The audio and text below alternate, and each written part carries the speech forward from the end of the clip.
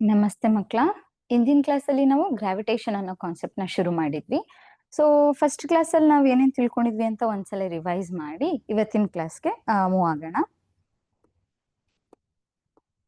So first ಕ್ಲಾಸಲ್ಲಿ ನಾವು ಏನೇನ್ ಬಗ್ಗೆ ಡಿಸ್ಕಸ್ ಮಾಡಿದ್ವಿ ಅಂತಂದ್ರೆ ಗ್ರಾವಿಟೇಷನ್ ಅಂದ್ರೆ ಏನು,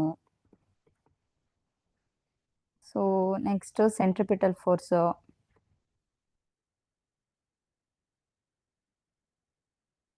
ಅದಾದ್ಮೇಲೆ ಮೇನ್ ಆಗಿ ನಾವು ನೋಡಿದ್ದು universal law of gravitation. Next gravitational constant G ಬಗ್ಗೆ ನೋಡಿದ್ವಿ. ಜಿ ಹೇಗೆ ಡಿರೈವ್ ಮಾಡ್ತೀವಿ, ಯೂನಿಟ್ ಏನು ಅನ್ನೋದ್ರ ಬಗ್ಗೆ ಡಿಸ್ಕಸ್ ಮಾಡಿದ್ವಿ ಅಲ್ವಾ.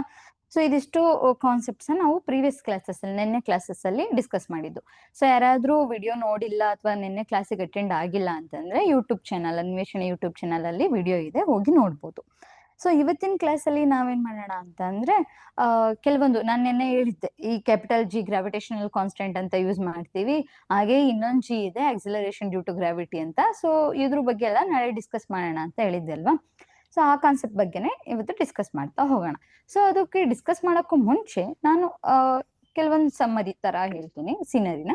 ಈಗ ನಮ್ಮ ಹತ್ರ 1 kg ಕಾಟನ್ ಬಾಲ್ ಇರುತ್ತೆ, ಹಾಗೆ 1 kg normal ball, iron ball ಇರುತ್ತೆ ಅನ್ಕೊಳ್ಳೋಣ. ಸೊ 1 kg ಐರನ್ ಬಾಲ್ ಇದೆ,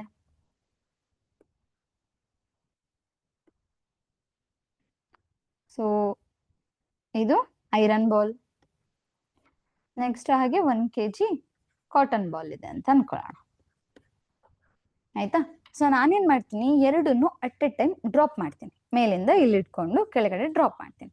ಸೊ ಏನಾಗ್ಬೋದು ಅವಾಗ, 1 kg ಕಾಟನ್ ಬಾಲ್ ಇದೆ, 1 kg ಐರನ್ ಬಾಲ್ ಇದೆ ಅಲ್ವಾ. ಈಗ ಕೆಲವರೆಲ್ಲ ಥಿಂಕ್ ಮಾಡ್ತಿರ್ಬೇಕು, ಫಸ್ಟ್ ಯಾವ್ದು ಬೀಳುತ್ತೆ ಅಂತ ನಾನು ಕೇಳಿದ್ರೆ. ಸೊ ತುಂಬಾ ಜನದ ಆನ್ಸರ್ ಏನಾಗಿರುತ್ತೆ, ಐರನ್ ಬಾಲ್ ಫಸ್ಟ್ ಕೆಳಗಡೆ ಬೀಳುತ್ತೆ ಅಂತ ಇರುತ್ತೆ. ಇನ್ನ ಕೆಲವರಿಗೆ ಸ್ವಲ್ಪ ನಾಲೆಜ್ ಉಪಯೋಗಿಸಿದ್ರೆ ಎರಡೂ ಕೂಡ ಐರನ್ ಮತ್ತೆ ಕಾಟನ್ ಅಟ್ ಎ ಟೈಮ್ ಬೀಳುತ್ತೆ ಅಂತ ಹೇಳ್ತಾರೆ. ಸೊ ಫಸ್ಟ್ ಕಾಟನ್ ಬೀಳುತ್ತೆ ಅಂತ ಯಾರು ಅನ್ಕೊಂಡಿರಲ್ಲ, ಓಕೆನಾ. ಸೊ ಬಟ್ ಏನಾಗುತ್ತೆ ಅಂತಂದ್ರೆ, ನಾವೀಗ 1 kg iron ball, 1 kg cotton ball ನ ಮೇಲ್ಗಡೆಯಿಂದ ಕೆಳಗಡೆ ಬಿಡ್ತಿದೀವಿ ಅಂತಂದ್ರೆ ಎರಡೂ ಕೂಡ ಅಟ್ ಎ ಟೈಮ್ ಬರುತ್ತೆ. ಅದು ಹೇಗ್ ಬರುತ್ತೆ, ಯಾಕೆ ಬರುತ್ತೆ ಅಂತ ನೋಡೋಣ ನೆಕ್ಸ್ಟ್. ಸೊ ಅದ್ರ ಜೊತೆಗೆ ಇವಾಗ ನಾನು ಯಾವ್ದಾದ್ರು ಒಂದು ಆಬ್ಜೆಕ್ಟ್, ಈಗ ನಾನು ಐರನ್ ಬಾಲ್ ಅಂತ ಹೇಳಿದೆ, ಐರನ್ ಬಾಲ್ ನಾನು ಮೇಲಿಂದ ಕೆಳಗಡೆ ಬೀಳ್ತಾ ಇದ್ದೀನಿ, ಕೆಳಗೆ ಬಿಡ್ತಿದ್ದೀನಿ ಅಂತಂದಾಗ ಫುಲ್ ಡೌನ್ವರ್ಡ್ ಆಗ್ತಿದೆ ಅಂದ್ರೆ ಅಲ್ಲಿ ಏನಿದೆ, ಗ್ರಾವಿಟಿ ಇದೆ ಅಂತ ಹೇಳ್ತೀವಿ. ಸೊ ಒಂದ್ ಬಾಲ್ ಮೇಲಿಂದ ಕೆಳಗಡೆ ಬೀಳ್ತಿದೆ ಅಂದಾಗ ಅದೇನಾಗ್ತಿರುತ್ತೆ, ಫಾಲ್ ಆಗ್ತಿರುತ್ತೆ ಅಂತ ಹೇಳ್ತೀವಲ್ವಾ. ಸೊ ಅದನ್ನ ನಾವು ಫ್ರೀ ಫಾಲ್ ಅಂತ ಹೇಳ್ತೀವಿ. ಸೊ ಫ್ರೀ ಫಾಲ್ ಅಂದ್ರೆ ಏನು ಅನ್ನೋದ್ರ ಬಗ್ಗೆ ಫಸ್ಟ್ ನಾವು ನೋಡ್ತಾ ಹೋಗೋಣ. ಸೊ ಫ್ರೀ ಫಾಲ್ ಅಂತಂದ್ರೆ ಏನಿಲ್ಲ, when a body falls from a height towards the earth only under the influence of gravitational force with no other force acting on it, the body is said to have a free fall ಅಂತ ಹೇಳ್ತೀವಿ. ಅದ್ರ ಅರ್ಥ ಏನಂದ್ರೆ, ಈಗ ಯಾವ್ದಾದ್ರು ಒಂದು object ನಾವು certain height ಇಂದ ನಾವು ಫಾಲ್ ಮಾಡ್ತಿದೀವಿ ಅಂತಂದ್ರೆ, under the influence of gravity ಇರೋದ್ರಿಂದ ಯಾವುದೇ ಆಬ್ಜೆಕ್ಟ್ ನಾವು ಮೇಲಿಂದ ಕೆಳಗಡೆ, ಮೇಲ್ಗಡೆಯಿಂದ ಬಿಡ್ತಿದ್ವಿ, ಡ್ರಾಪ್ ಮಾಡ್ತಿದ್ವಿ ಅಂದ್ರೆ ಅದು ಕೆಳಗಡೆ ಅಟ್ರಾಕ್ಟ್ ಆಗುತ್ತೆ ಅಲ್ವಾ, ಡ್ಯೂ ಟು ಗ್ರಾವಿಟೇಷನಲ್ ಫೋರ್ಸ್ ಅಂತ ಹೇಳ್ತೀವಿ. ಸೊ ಆ ಫ್ರೀ ಫಾಲ್ ಆಗುತ್ತಲ್ಲ, ಆ ಆಬ್ಜೆಕ್ಟ್ ಮೇಲಿಂದ ಕೆಳಗಡೆ ಫಾಲ್ ಆಗುತ್ತಲ್ಲ, ಅದನ್ನೇ ನಾವು ಫ್ರೀ ಫಾಲ್ ಅಂತ ಹೇಳ್ತೀವಿ. So the body having A free fall, ಯಾವ್ದಾದ್ರು ಆಬ್ಜೆಕ್ಟ್, ಈ ಬಾಡಿ ಅಂತ ಅಂದ್ರೆ ಆಬ್ಜೆಕ್ಟ್ ಅಂತ ಅರ್ಥ, ಓಕೆನಾ. ಸೊ ಆ ಆಬ್ಜೆಕ್ಟ್ ಹ್ಯಾವಂಗ್ ಅ ಫ್ರೀ ಫಾಲ್ ಅಂತ ಇರೋದನ್ನ ನಾವು ಫ್ರೀಲಿ ಫಾಲಿಂಗ್ ಬಾಡಿ ಅಂತ ಹೇಳ್ತೀವಿ. ಸೊ ನಿನ್ನೆ ಕ್ಲಾಸಲ್ಲಿ ಹೇಳಿದ್ದೆ ನಾನು, ಗೆಲಿಲಿಯೋ ಅವರು ಒಂದು ಕಾನ್ಸೆಪ್ಟ್ ಬಗ್ಗೆ ಸ್ಟಡಿ ಮಾಡಿದ್ದಾರೆ ಅಂತ. ಸೊ ಅದು ಯಾವುದು ಅಂತಂದ್ರೆ ಫ್ರೀಲಿ ಫಾಲಿಂಗ್ ಬಾಡಿ ಅಂತ ಅವರೇನೆ ಫೈಂಡ್ ಔಟ್ ಮಾಡಿದ್ದು. ಈಗ ಒಂದು ಆಬ್ಜೆಕ್ಟ್, ಈಗ ಒಂದು ಬಾಲ್ ಫ್ರೀ ಫಾಲ್ ಆಗ್ತಿದೆ, ಕೆಳಗಡೆ ಬೀಳ್ತಾ ಇದೆ, gravity, under the influence of gravitational force, ಓಕೆನಾ. ಸೊ ಏನಾಗುತ್ತೆ, ವೆಲಾಸಿಟಿ ಏನಾಗುತ್ತೆ ಅಂತಂದ್ರೆ, ವೆಲಾಸಿಟಿ ಚೇಂಜ್ ಆಗುತ್ತಾ, ಕಾನ್ಸ್ಟೆಂಟ್ ಹಾಗೆ ಇರುತ್ತಾ ಅಂದ್ರೆ ಚೇಂಜ್ ಆಗೇ ಆಗುತ್ತೆ. ಸೊ ಇಲ್ಲಿ ಒಂದು ವೆಲಾಸಿಟಿ ಇರುತ್ತೆ, ಇದನ್ನ ನಾನು ಇಲ್ಲಿ ಮೇಲಿಂದ ಕೆಳಗಡೆ ಡ್ರಾಪ್ ಮಾಡ್ತಿದ್ದೀನಿ ಅನ್ಕೊಂಡ್ರೆ, ಈಗ ಇಲ್ಲಿ ನಾನು ಇನಿಷಿಯಲ್ ಅಂತ ತಗೋತೀನಿ, ಸ್ಟಾರ್ಟಿಂಗ್ ಪೊಸಿಷನ್ ಯಾವ್ದಿರುತ್ತೆ ಅದನ್ನ ಇನಿಷಿಯಲ್ ಅಂತ ತಗೊಂಡಿರ್ತೀನಿ ಅಲ್ವಾ. ಸೊ ಅದೇನಾಗುತ್ತೆ, ಕೆಳಗಡೆ ಫೈನಲ್ ಬರುತ್ತೆ. ಸೊ ಫೈನಲ್ ಬಂದಾಗ ವೆಲಾಸಿಟಿ ಚೇಂಜ್ ಆಗುತ್ತೆ ಅಲ್ವಾ. ಸೊ ಇನಿಷಿಯಲ್ ಇದ್ದಿದ್ದು ಫೈನಲ್ ಆಯ್ತು, ಇಲ್ಲೇನಾಯ್ತು, ವೆಲಾಸಿಟಿ ಚೇಂಜ್ ಆಗುತ್ತೆ. ಸೊ ಈಗ ಡೈರೆಕ್ಷನ್ ಏನಾದ್ರು ಚೇಂಜ್ ಆಗುತ್ತಾ, ಒಂದು ಆಬ್ಜೆಕ್ಟ್ ನಾನು ಮೇಲಿಂದ ಕೆಳಗೆ ಬೀಳ್ತಿದ್ದೀನಿ ಅಂದಾಗ ಸ್ಟ್ರೈಟೇ ಬರುತ್ತೆ, ಎಲ್ಲೂ ಏನು ಹೋಗಲ್ಲ ಅಲ್ವಾ. ಸೊ ಡೈರೆಕ್ಷನ್ ಚೇಂಜ್ ಆಗಲ್ಲ, ಬಟ್ ವೆಲಾಸಿಟಿ ಚೇಂಜ್ ಆಗುತ್ತೆ, ಡೈರೆಕ್ಷನ್ ಚೇಂಜ್ ಆಗಲ್ಲ. ಸೊ ಇಲ್ಲಿ ಏನ್ ಹೇಳ್ತೀವಿ ನಾವು, ಡೈರೆಕ್ಷನ್ ಚೇಂಜ್ ಆಗಲ್ಲ, ಬಟ್ ಮ್ಯಾಗ್ನಿಟ್ಯೂಡ್ ಏನಾಗುತ್ತೆ, ಚೇಂಜ್ ಆಗುತ್ತೆ. ಸೊ ವೆಲಾಸಿಟಿ ಚೇಂಜ್ ಆಗ್ತಿದೆ ಅಂದ್ರೆ, rate of change of velocity ಅಂದ್ರೆ ಏನರ್ಥ, ಆಕ್ಸಿಲರೇಷನ್ ಅಂತ ಹೇಳ್ತೀವಲ್ವಾ. ಸೊ ಆಕ್ಸಿಲರೇಷನ್ ಇಲ್ಲಿ ಆಬ್ಜೆಕ್ಟ್ ಆಕ್ಸಿಲರೇಷನ್ ನ ಎಕ್ಸ್ಪೀರಿಯನ್ಸ್ ಮಾಡ್ತಿದೆ ಅಂತ ಹೇಳ್ತೀವಿ. ಓಕೆನಾ? ಸೊ ವೆಲಾಸಿಟಿ ಚೇಂಜ್ ಆಗ್ತಿದೆ ಅಂದ್ರೆ ಅಲ್ಲಿ ಆಕ್ಸಿಲರೇಷನ್ ಅಕ್ಕರಿದೆ, ಎಕ್ಸ್ಪೀರಿಯನ್ಸ್ ಆಗ್ತಿದೆ ಅಂತ ಅರ್ಥ. ಸೊ ಈಗ ಒಂದು ಎಕ್ಸಾಂಪಲ್ ನ ನೋಡೋಣ. ಅವಾಗಲೇ ಹೇಳಿದೆ ನಾನು ಇಲ್ಲಿ, Galileo provide that the acceleration of an object freely falling towards the earth does not depend on the mass of the object ಅಂತಿದೆ. ಸೊ ಇಲ್ಲಿ ಏನಂತ ಕೊಟ್ಟಿದ್ದಾರೆ, ಗೆಲಿಲಿಯೋ ಅವರು ಆಕ್ಸಿಲರೇಷನ್ ಇದನ್ನ ಪ್ರೂವ್ ಮಾಡಿದ್ದು, ಫ್ರೀಲಿ ಫಾಲಿಂಗ್ ಬಾಡಿ ಅನ್ನೋದನ್ನ ಪ್ರೂವ್ ಮಾಡಿದಾಗ್ಲಿ, ಸ್ಟಡಿ ಮಾಡಿದಾಗ್ಲಿ ಗೆಲಿಲಿಯೋ ಅವರು. ಸೊ ಇವ್ರು ಏನ್ ಹೇಳ್ತಾರೆ ಅಂದ್ರೆ, ಯಾವುದೇ ರೀತಿ ಮಾಸ್ ಆಫ್ ದ ಆಬ್ಜೆಕ್ಟ್ ಮೇಲೆ ಡಿಪೆಂಡ್ ಆಗಿರಲ್ಲ ಅಂತ ಹೇಳಿದ್ದಾರೆ. ಸೊ ಹೇಗೆ ಅನ್ನೋದನ್ನ ನೋಡೋಣ. ಈಗ ನಾನಿಲ್ಲಿ ಒಂದು ಫೆದರ್ ಇದೆ, ಹಾಗೆ ಕಾಯಿನ್ ಇದೆ ಅಲ್ವಾ? ಫೆದರ್ ಕಾಯಿನ್ ಒಂದು ಸರ್ಟನ್ ಹೈಟ್ ಇಂದ ನಾನು ಇದೆರಡನ್ನು ಅಟ್ ಎ ಟೈಮ್ ಡ್ರಾಪ್ ಮಾಡ್ತೀನಿ. ಅವಾಗ ಏನಾಗುತ್ತೆ, ಯಾವ್ದು ಫಸ್ಟ್ ಬರ್ಬೋದು? ಸೊ ನೀವೀಗ ಅಲ್ಲಿ ಮನೇಲಿ ಈಗ ಪುಕ್ಕ ಎಲ್ಲ ಹುಡ್ಕಕ್ಕಾಗಲ್ಲ, ನೀವೇ ಎಕ್ಸ್ಪೆರಿಮೆಂಟ್ ಮಾಡಿಲ್ಲ, ಆನ್ಲೈನ್ ಕ್ಲಾಸ್ ಆಗಿರೋದ್ರಿಂದ ಅದನ್ನ ಎಕ್ಸ್ಪೆರಿಮೆಂಟ್ ಮಾಡಕ್ ಆಗಲ್ಲ ಇಲ್ಲಿ. ಹಾಗಾಗಿ ನೀವೇನ್ ಮಾಡಿ ಅಂದ್ರೆ, ನಿಮ್ಮ ಹತ್ರ ಪೇಪರ್ ಇರುತ್ತೆ ಅಲ್ವಾ? ಸೊ ಪೇಪರ್ ಅಥವಾ ಯಾವ್ದಾದ್ರು ಇನ್ನೊಂದು ಥಿಂಗ್ಸ್, ಪೇಪರ್ ಜೊತೆಗೆ ಇನ್ನೊಂದು ಯಾವ್ದಾದ್ರು ಒಂದು ಥಿಂಗ್ ತಗೊಳ್ಳಿ, ಎರಡನ್ನು ಒಂದು ಸರ್ಟನ್ ಹೈಟ್ ಇಂದ ಡ್ರಾಪ್ ಮಾಡಿ, ಆಯ್ತಾ? ಸೊ ಅವಾಗ ಯಾವ್ದು ಫಸ್ಟ್ ಬರುತ್ತೆ ಅಂತ ಅಬ್ಸರ್ವ್ ಮಾಡಿ. ಸೊ ಅಬ್ಸರ್ವ್ ಮಾಡಿದಾಗ ನಿಮಗೆ ಗೊತ್ತಾಗುತ್ತೆ, ಫಸ್ಟ್ ಕಾಯಿನ್ ಬಂದು ಡ್ರಾಪ್ ಆಗುತ್ತೆ. ಸೊ ಫೆದರ್ ಏನಕ್ಕೆ ಬರಲ್ಲ? ನಾನು ಅವಾಗ್ಲೇ ಹೇಳ್ದೆ, ಯಾವುದೇ ಆಬ್ಜೆಕ್ಟ್ ನ ನಾವು ಅಟ್ ಎ ಟೈಮ್ ಡ್ರಾಪ್ ಮಾಡಿದಾಗ ಎರಡು ಕೂಡ ಅಟ್ ಎ ಟೈಮ್ ಬಂದು ಕೆಳಗಡೆ ಡ್ರಾಪ್ ಆಗುತ್ತೆ ಅಂತ. ಬಟ್ ಈ ಕೇಸಲ್ಲಿ ಯಾಕೆ ಆಗಲ್ಲ ಅಂತಂದ್ರೆ, ಸೊ ನಾವು ಈಗ ಮೇಲಿಂದ ಕೆಳಗಡೆ ಬರ್ತಿದೆ ಅಂದ್ರೆ, ಇಲ್ಲಿ ಏರ್ ಮಾಲಿಕ್ಯೂಲ್ಸ್ ಇರುತ್ತಾ, ಹೇರ್ ಇರುತ್ತೆ ಅಲ್ವಾ ಮಿಡಲ್ ಅಲ್ಲಿ. ಸೊ ಏನ್ ಮಾಡ್ತಿರುತ್ತೆ, ಹೇರ್ ರೆಸಿಸ್ಟೆನ್ಸ್ ಅಪೋಸ್ ಮಾಡ್ತಿರುತ್ತೆ, ಪುಷ್ ಮಾಡ್ತಿರುತ್ತೆ ಕೆಳಗಡೆಯಿಂದ. ಅದನ್ನ ನಾವು ಹೇರ್ ಪುಷ್ ಮಾಡ್ತಿರುತ್ತಲ್ಲ, ಈಗ ಆಬ್ಜೆಕ್ಟ್ ನಾನೀಗ ಕಾಯಿನ್ ನ ಡ್ರಾಪ್ ಮಾಡ್ತಿದ್ದೀನಿ, ಹೇರ್ ಪುಷ್ ಮಾಡ್ತಿದೆ ಅನ್ಕೊಂಡ್ರೆ, ಈ ಹೇರ್ ಪುಷ್ ಮಾಡೋದನ್ನ ಈ ಕಾಯಿನ್ ಇದು ನೆಗ್ಲಿಜಿಬಲ್ ಆಗಿರುತ್ತೆ. ಸೊ ಕಾಯಿನ್ ಬೇಗ ಡ್ರಾಪ್ ಆಗ್ಬಿಡುತ್ತೆ.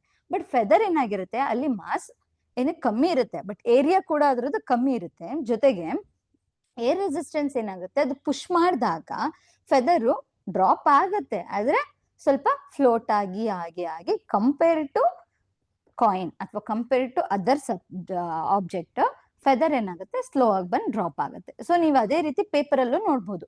ಸೊ ಪೇಪರ್ ಅಲ್ಲಿ ಪೇಪರು ಮತ್ತೆ ಇನ್ನೊಂದು ಆಬ್ಜೆಕ್ಟ್ ನ ಅಟ್ ಎ ಟೈಮ್ ಬಿಟ್ಟಾಗ ಪೇಪರ್ ಸ್ವಲ್ಪ ನಿಧಾನ ಬರುತ್ತೆ, ಆದ್ರೆ ಏನಾಗುತ್ತೆ, ಬೇರೆ ಆಬ್ಜೆಕ್ಟ್ ಏನಿರುತ್ತೆ ಅದು ಬೇಗ ಬರುತ್ತೆ. ಅದೇ ಪೇಪರ್ ನ ನೀವೇನ್ ಮಾಡಿ ಅಂದ್ರೆ, ಈಗ ಫುಲ್ ಪ್ಲೇನ್ ಇರುತ್ತಲ್ವಾ ಪೇಪರು, ಈ ಪೇಪರ್ ನ ನೀವು ಈ ಪ್ಲೇನ್ ಇರೋದ ಬಿಟ್ರೆ ಅದು ಬೇಗ ಬರಲ್ಲ. ಸೊ ಅದನ್ನ ನೀವು ಸ್ವಲ್ಪ ಬಾಲ್ ತರ ಹಿಂಗೆ ಮಾಡಿ ಇದನ್ನ ಡ್ರಾಪ್ ಮಾಡಿದಾಗ ಇದೇನಾಗುತ್ತೆ, ಅಟ್ ಎ ಟೈಮ್ ಇನ್ನೊಂದು ಆಬ್ಜೆಕ್ಟ್ ಯಾವ್ದು ಇಟ್ಕೊಂಡಿರ್ತೀರಲ್ವಾ ನೀವು, ಆ ಆಬ್ಜೆಕ್ಟ್ ಮತ್ತೆ ಈ ಪೇಪರ್ ಬಾಲ್ ಎರಡು ಕೂಡ ಅಟ್ ಎ ಟೈಮ್ ಬೀಳುತ್ತೆ.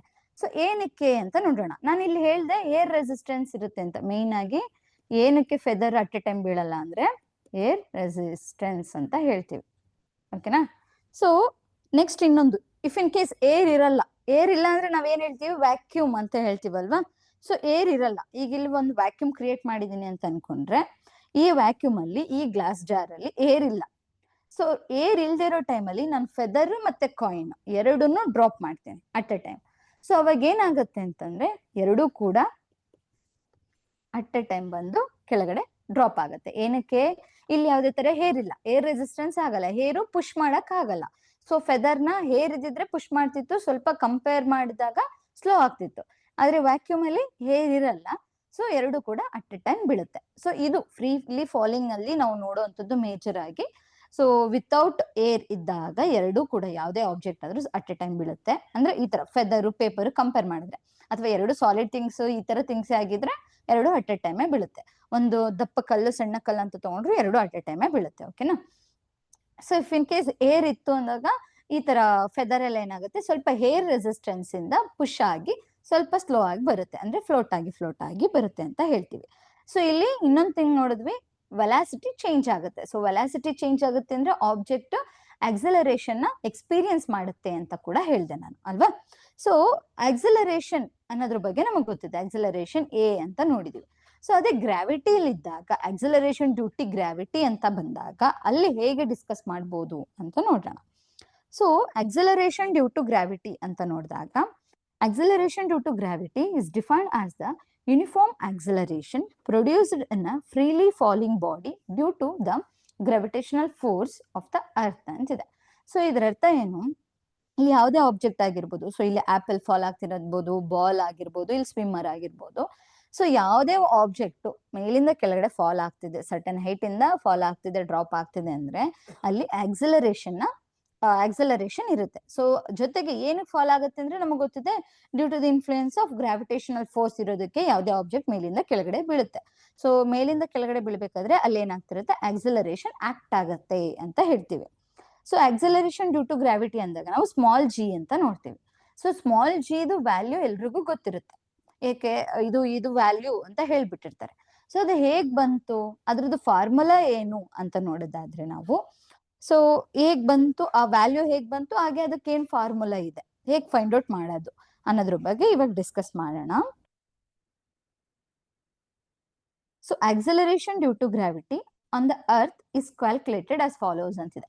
ಸೊ ನಾವೀಗ just acceleration due to gravity on earth ಅಷ್ಟೇ ಕಂಡುಹಿಡಿತಿರೋದು, ಆಯ್ತಾ. ಸೊ ಅರ್ತ್ ಬಗ್ಗೆ ಅಷ್ಟೇ ಮಾತಾಡ್ತಿದೀವಿ ನಾವು. ಆಕ್ಸಲರೇಷನ್ ಡ್ಯೂ ಟು ಗ್ರಾವಿಟಿ ಅನ್ನೋದು ಮಾರ್ಸ್ಗೂ ಇರುತ್ತೆ, ಮೂನ್ಗೂ ಇರುತ್ತೆ, ಬೇರೆ ಬೇರೆ ಎಲ್ಲಾ ಪ್ಲಾನೆಟ್ಸ್ಗೂ ಅದರದೇ ಆದ ಗ್ರಾವಿಟಿ ಇರುತ್ತೆ, ಬಟ್ ಸೇಮ್ ಇರಲ್ಲ, ಆಯ್ತಾ. ಸೊ ನೀವು ನೆಕ್ಸ್ಟ್ ಹೇಳ್ತೀನಿ, ನಾನು ಫಾರ್ಮುಲಾ ಡಿರೈವ್ ಆದ್ಮೇಲೆ ಹೇಳ್ತೀನಿ, ನೀವು ಕೂಡ ಚೆಕ್ ಮಾಡ್ಬೋದು, ನೀವು ಸರ್ಚ್ ಮಾಡಿ ಚೆಕ್ ಮಾಡ್ಬೋದು ಫಾರ್ಮುಲಾ ಕೊಟ್ಟಾದ್ಮೇಲೆ, ಓಕೆನಾ. ಸೊ ಈಗ ನಾವು ಅರ್ತ್ ಅಲ್ಲಿ ಮಾತ್ರ gravity, acceleration due to gravity on earth ಅಲ್ಲಿ ನೋಡ್ತಿರೋಂಥದ್ದು. ಸೊ ಇಲ್ಲಿ ನಾವು ಏನ್ ಕೊಟ್ಟಿದ್ದಾರೆ, ಮಾಸ್ ಆಫ್ ಅರ್ತ್ ಕೊಟ್ಟಿದ್ದಾರೆ, ರೇಡಿಯಸ್ ಆಫ್ ಅರ್ತ್ ಕೊಟ್ಟಿದ್ದಾರೆ, ಹಾಗೆ ಗ್ರಾವಿಟೇಷನಲ್ ಕಾನ್ಸ್ಟೆಂಟ್ ಅಂತಿದೆ. ಸೊ ಇದು 3 ವ್ಯಾಲ್ಯೂನ ಕೊಟ್ಟಿದ್ದಾರೆ ಅಲ್ವಾ. ಸೊ ಇದಕ್ಕೂ ಮುಂಚೆ ಇವಾಗ ನಾವೇನ್ ಮಾಡೋಣ, ಇಲ್ಲಿ ಆಕ್ಸಲರೇಷನ್ ಡ್ಯೂ ಟು ಗ್ರಾವಿಟಿ ಅಂತ ನೋಡಿದೀವಲ್ವಾ. ಸೊ ಇದಕ್ಕೆ ಒಂದು ಫಾರ್ಮುಲಾನ ನೋಡ್ಕೊಳ್ಳೋಣ. ಸೊ ಫಾರ್ಮುಲಾ ನಾನು ಇಲ್ಲೇ ಬರ್ದಿರ್ತೀನಿ ಸಿಂಪಲ್ ಆಗಿ, ಓಕೆನಾ. ಸೊ ನಮ್ಗೆ ಒಂದು ನ್ಯೂಟನ್ ಸೆಕೆಂಡ್ ಲಾ ಗೊತ್ತಿದೆ. ಸೊ ನ್ಯೂಟನ್ ಸೆಕೆಂಡ್ ಲಾ ಏನ್ ಹೇಳ್ತಾರೆ, F equals M A. So F equals M A ಅಂತಂದ್ರೆ ಏನು, ಎಂ ಇಂಟು ಎ ಅಂತಂದ್ರೆ ಸೊ ಮಾಸ್ ಅಂಡ್ ಆಕ್ಸಲರೇಷನ್ ಅಂತ ಹೇಳ್ತೀವಿ ಅಲ್ವಾ. ಸೊ ಇಲ್ಲೂ ಕೂಡ ಆಕ್ಸಲರೇಷನ್ ಇದೆ. ಸೊ ನಾವಿಲ್ಲಿ ಡ್ಯೂ ಟು ಗ್ರಾವಿಟಿ ನೋಡ್ತಿರೋದ್ರಿಂದ ಈ ಲಾನ ನಾನು, ನ್ಯೂಟನ್ ಸೆಕೆಂಡ್ ಲಾನ ನಾನು ಸ್ವಲ್ಪ ಚೇಂಜ್ ಮಾಡ್ಕೋತೀನಿ. ಏನು, F equals M into G ಅಂತ ಮಾಡ್ಕೋತೀನಿ. ಎ ಇದ್ದದನ್ನ ಜಿ ಮಾಡ್ಕೊಂಡೆ, ಏನಕ್ಕೆ, acceleration due to gravity G ಅಂತ, ಆಕ್ಸಲರೇಷನ್ ಇದನ್ನ ಡ್ಯೂ ಟು ಗ್ರಾವಿಟಿ ಕನ್ವರ್ಟ್ ಮಾಡ್ಕೊಂಡೆ. ಸೊ ಇದನ್ನ ಈಕ್ವೇಶನ್ 1 ಅಂತ ಕನ್ಸಿಡರ್ ಮಾಡಿರೋಣ, ಆಯ್ತಾ. ಸೊ ನೆಕ್ಸ್ಟ್ ನಾವು ನಿನ್ನೆ ನೋಡಿದ್ವಿ ಯೂನಿವರ್ಸಲ್ ಆಫ್ ಗ್ರಾವಿಟೇಷನ್ ಅಂತ. ಏನ್ ಫಾರ್ಮುಲಾ ಇದೆ, F equals G M into M by D square. So ಇದನ್ನ ಈಕ್ವೇಶನ್ 2 ಅಂತ ತಗೋತೇನೆ. ಸೊ ಈಗ ನನಗೆ ಈಕ್ವೇಶನ್ 1 ಈಕ್ವೇಶನ್ 2 ಎರಡನ್ನೂ ಅಬ್ಸರ್ವ್ ಮಾಡಿದಾಗ ಸೊ ಕಂಬೈನ್ ಮಾಡ್ಬೋದು ಅಂತ ಬರುತ್ತೆ. ಈಗ 2ಗೆ 1ನ ಸಬ್ಸ್ಟಿಟ್ಯೂಟ್ ಮಾಡ್ಬೋದು, ಅಥವಾ 1ಗೆ 2ನ ಈಕ್ವೇಶನ್ ನ ಸಬ್ಸ್ಟಿಟ್ಯೂಟ್ ಮಾಡ್ಬೋದು. ಸೊ ಎಲ್ಲಿಗೆ ಸಬ್ಸ್ಟಿಟ್ಯೂಟ್ ಮಾಡ್ತೀವಿ ಅಂತ ನೋಡಿದ್ರೆ, ಎಫ್ ಅನ್ನೋದು ಎರಡು ಕಡೆ ಸೇಮ್ ಇದೆ ಅಲ್ವಾ. ಸೊ ನಾನೇನ್ ಮಾಡ್ತೀನಿ, ಎಫ್ ಪ್ಲೇಸ್ಗೆ ಈಕ್ವೇಶನ್ 2ಗೆ 1ನ ಸಬ್ಸ್ಟಿಟ್ಯೂಟ್ ಮಾಡ್ತೀನಿ. ಅಂದ್ರೆ M into G equals G M into M by D square. So ಇಲ್ಲಿ ಏನಾಗುತ್ತೆ, ಸೇಮ್ ಎಲ್ ಎಚ್ ಎಸ್ ಮತ್ತೆ ಆರ್ ಎಚ್ ಎಸ್ ಎರಡು ಕಡೆ ನೋಡಿದಾಗ ಎಂ ಕ್ಯಾನ್ಸಲ್ ಆಯ್ತು, ಆಯ್ತಾ. ನಾವೀಗ ಡ್ಯೂ ಟು ಗ್ರಾವಿಟಿ ಅಷ್ಟೇ ಡ್ಯೂ ಟು ಅರ್ತ್ ಗ್ರಾವಿಟಿಯಲ್ಲಿ ನೋಡ್ತಿರೋದು, ಅರ್ಥಲ್ಲಿ ಮಾತ್ರ ನೋಡ್ತಿರೋದ್ರಿಂದ ಈಗ ನಾನು ಅರ್ತ್ ಮಾಸ್ ಅಷ್ಟೇ ನನಗೆ ಬೇಕಾಗಿರುತ್ತೆ. ಸೊ ಇನ್ನೊಂದು ಮಾಸ್ ಏನಿತ್ತು, ನಾವು ಮುಂಚೆ ಎಲ್ಲ ಯೂನಿವರ್ಸಲ್ ಲಾದಲ್ಲಿ ಏನ್ ಮಾಡ್ತಿದ್ವಿ, 2 ಮಾಸ್ ನ ಕನ್ಸಿಡರ್ ಮಾಡ್ತಿದ್ವಿ ಅಲ್ವಾ. ಸೊ ಇಲ್ಲಿ ಎಂ ಕ್ಯಾನ್ಸಲ್ ಆಯ್ತು, ಈಗ 1 ಮಾಸ್ ಅಷ್ಟೇ ರಿಮೈನಿಂಗ್ ಇದೆ. ಸೊ ಏನಿದೆ ಬರ್ಕೊಳ್ಳೋಣ, G M by D square ಅಂತಿದೆ. ನಾನಿಲ್ಲಿ ಅರ್ಥ ಬಗ್ಗೆ ಮಾತಾಡ್ತಿರೋದ್ರಿಂದ ಇಲ್ಲಿ ಡಿಸ್ಟೆನ್ಸ್ ಅಂತ ತಗೊಂಡಿದೀವಲ್ವಾ. ಸೊ ಈ ಡಿಸ್ಟೆನ್ಸ್ ನ ನಾನೇನ್ ಮಾಡ್ತೀನಿ, ಆರ್ ಕನ್ವರ್ಟ್ ಮಾಡ್ಕೊಂತೀನಿ. So g is equal to G M by R square. So ಇದೇನಿದಲ್ವಾ, ಆರ್ ಅಂತಂದ್ರೆ ಏನಂದ್ರೆ radius of a earth. So M ಅಂತಂದ್ರೆ mass of a earth. So G ಅಂದ್ರೆ ಗೊತ್ತಿದೆ ಗ್ರಾವಿಟೇಷನಲ್ ಕಾನ್ಸ್ಟೆಂಟ್, ಸ್ಮಾಲ್ ಜಿ ಅಂತಂದ್ರೆ acceleration due to gravity. So ಇದೇನೋ ಗೊತ್ತಾಯ್ತು ನಂಗೆ, g is equal to G M by R square. So ಇದು ಬಂದು formula. Main ಆಗಿ ನಾವು acceleration due to gravity find out ಮಾಡ್ಬೇಕು ಅಂತಂದ್ರೆ ಇದು ಫಾರ್ಮುಲಾ. ಸೊ ಇಲ್ಲಿ ನಾನೇನ್ ಕನ್ಸಿಡರ್ ಮಾಡ್ತಿದ್ದೀನಿ, ಮಾಸ್ ಅರ್ತ್ ಮೇಲೆ ಅಷ್ಟೇ ಕನ್ಸಿಡರ್ ಮಾಡ್ತಿರೋದ್ರಿಂದ ನಾವು ನೆಕ್ಸ್ಟ್ ಜಿ ವ್ಯಾಲ್ಯೂನ ಫೈಂಡ್ ಔಟ್ ಮಾಡೋಣ. ಸೊ ಜಿ ವ್ಯಾಲ್ಯೂ ಜಸ್ಟ್ ಅರ್ಥದ್ ಮಾತ್ರ ಫೈಂಡ್ ಔಟ್ ಮಾಡ್ತಿದೀವಿ. ನೀವೇನ್ ಮಾಡ್ಬೋದು, ಈ ಫಾರ್ಮುಲಾ ಯೂಸ್ ಮಾಡ್ಕೊಂಡು ನಿಮಗೆ ಮಾಸ್ ಆಫ್ ಅ ಮೂನ್ದು ಮಾಸ್ ನ ತಿಳ್ಕೊಳ್ಳಿ, ಹಾಗೆ ಮೂನ್ದು ರೇಡಿಯಸ್ ನ ತಿಳ್ಕೊಂಡು ನೀವೇನ್ ಮಾಡ್ಬೋದು, ಮೂನ್ದು ಗ್ರಾವಿಟಿ ಕೂಡ ಫೈಂಡ್ ಔಟ್ ಮಾಡ್ಬೋದು, ಓಕೆನಾ. ಸೊ ಈಗ ನಾವು ಡಿಸ್ಕಸ್ ಮಾಡ್ತಿರೋಂಥದ್ದು ಅರ್ಥದ್ ಮಾತ್ರ. ಸೊ ನಂಗೆ g is equal to G M by R square ಅಂತೇನೋ ಬರ್ದೆ, ಆಯ್ತಾ. ಬಟ್ ಇದಕ್ಕೂ ಕೂಡ ಯೂನಿಟ್ ಅನ್ನೋದಿರುತ್ತಲ್ವಾ. ಸೊ ಇದಕ್ಕೂ ಕೂಡ ಎಸ್ ಐ ಯೂನಿಟ್ ಬೇಕಲ್ವಾ. ನಾವು ಹೇಗೆ ಕ್ಯಾಪಿಟಲ್ ಜಿಗೆ ಎಸ್ ಐ ಯೂನಿಟ್ ನ ನೋಡಿದ್ವೋ ಹಾಗೆ ಈ ಸ್ಮಾಲ್ ಜಿಗೆ ನಮ್ಗೆ ಆಲ್ರೆಡಿ ವ್ಯಾಲ್ಯೂ ಗೊತ್ತಿರೋದ್ರಿಂದ 9.8 ಮೀಟರ್ ಪರ್ ಸೆಕೆಂಡ್ ಸ್ಕ್ವೇರ್ ಅಂತ ಹೇಳ್ಬಿಡ್ತೀವಿ.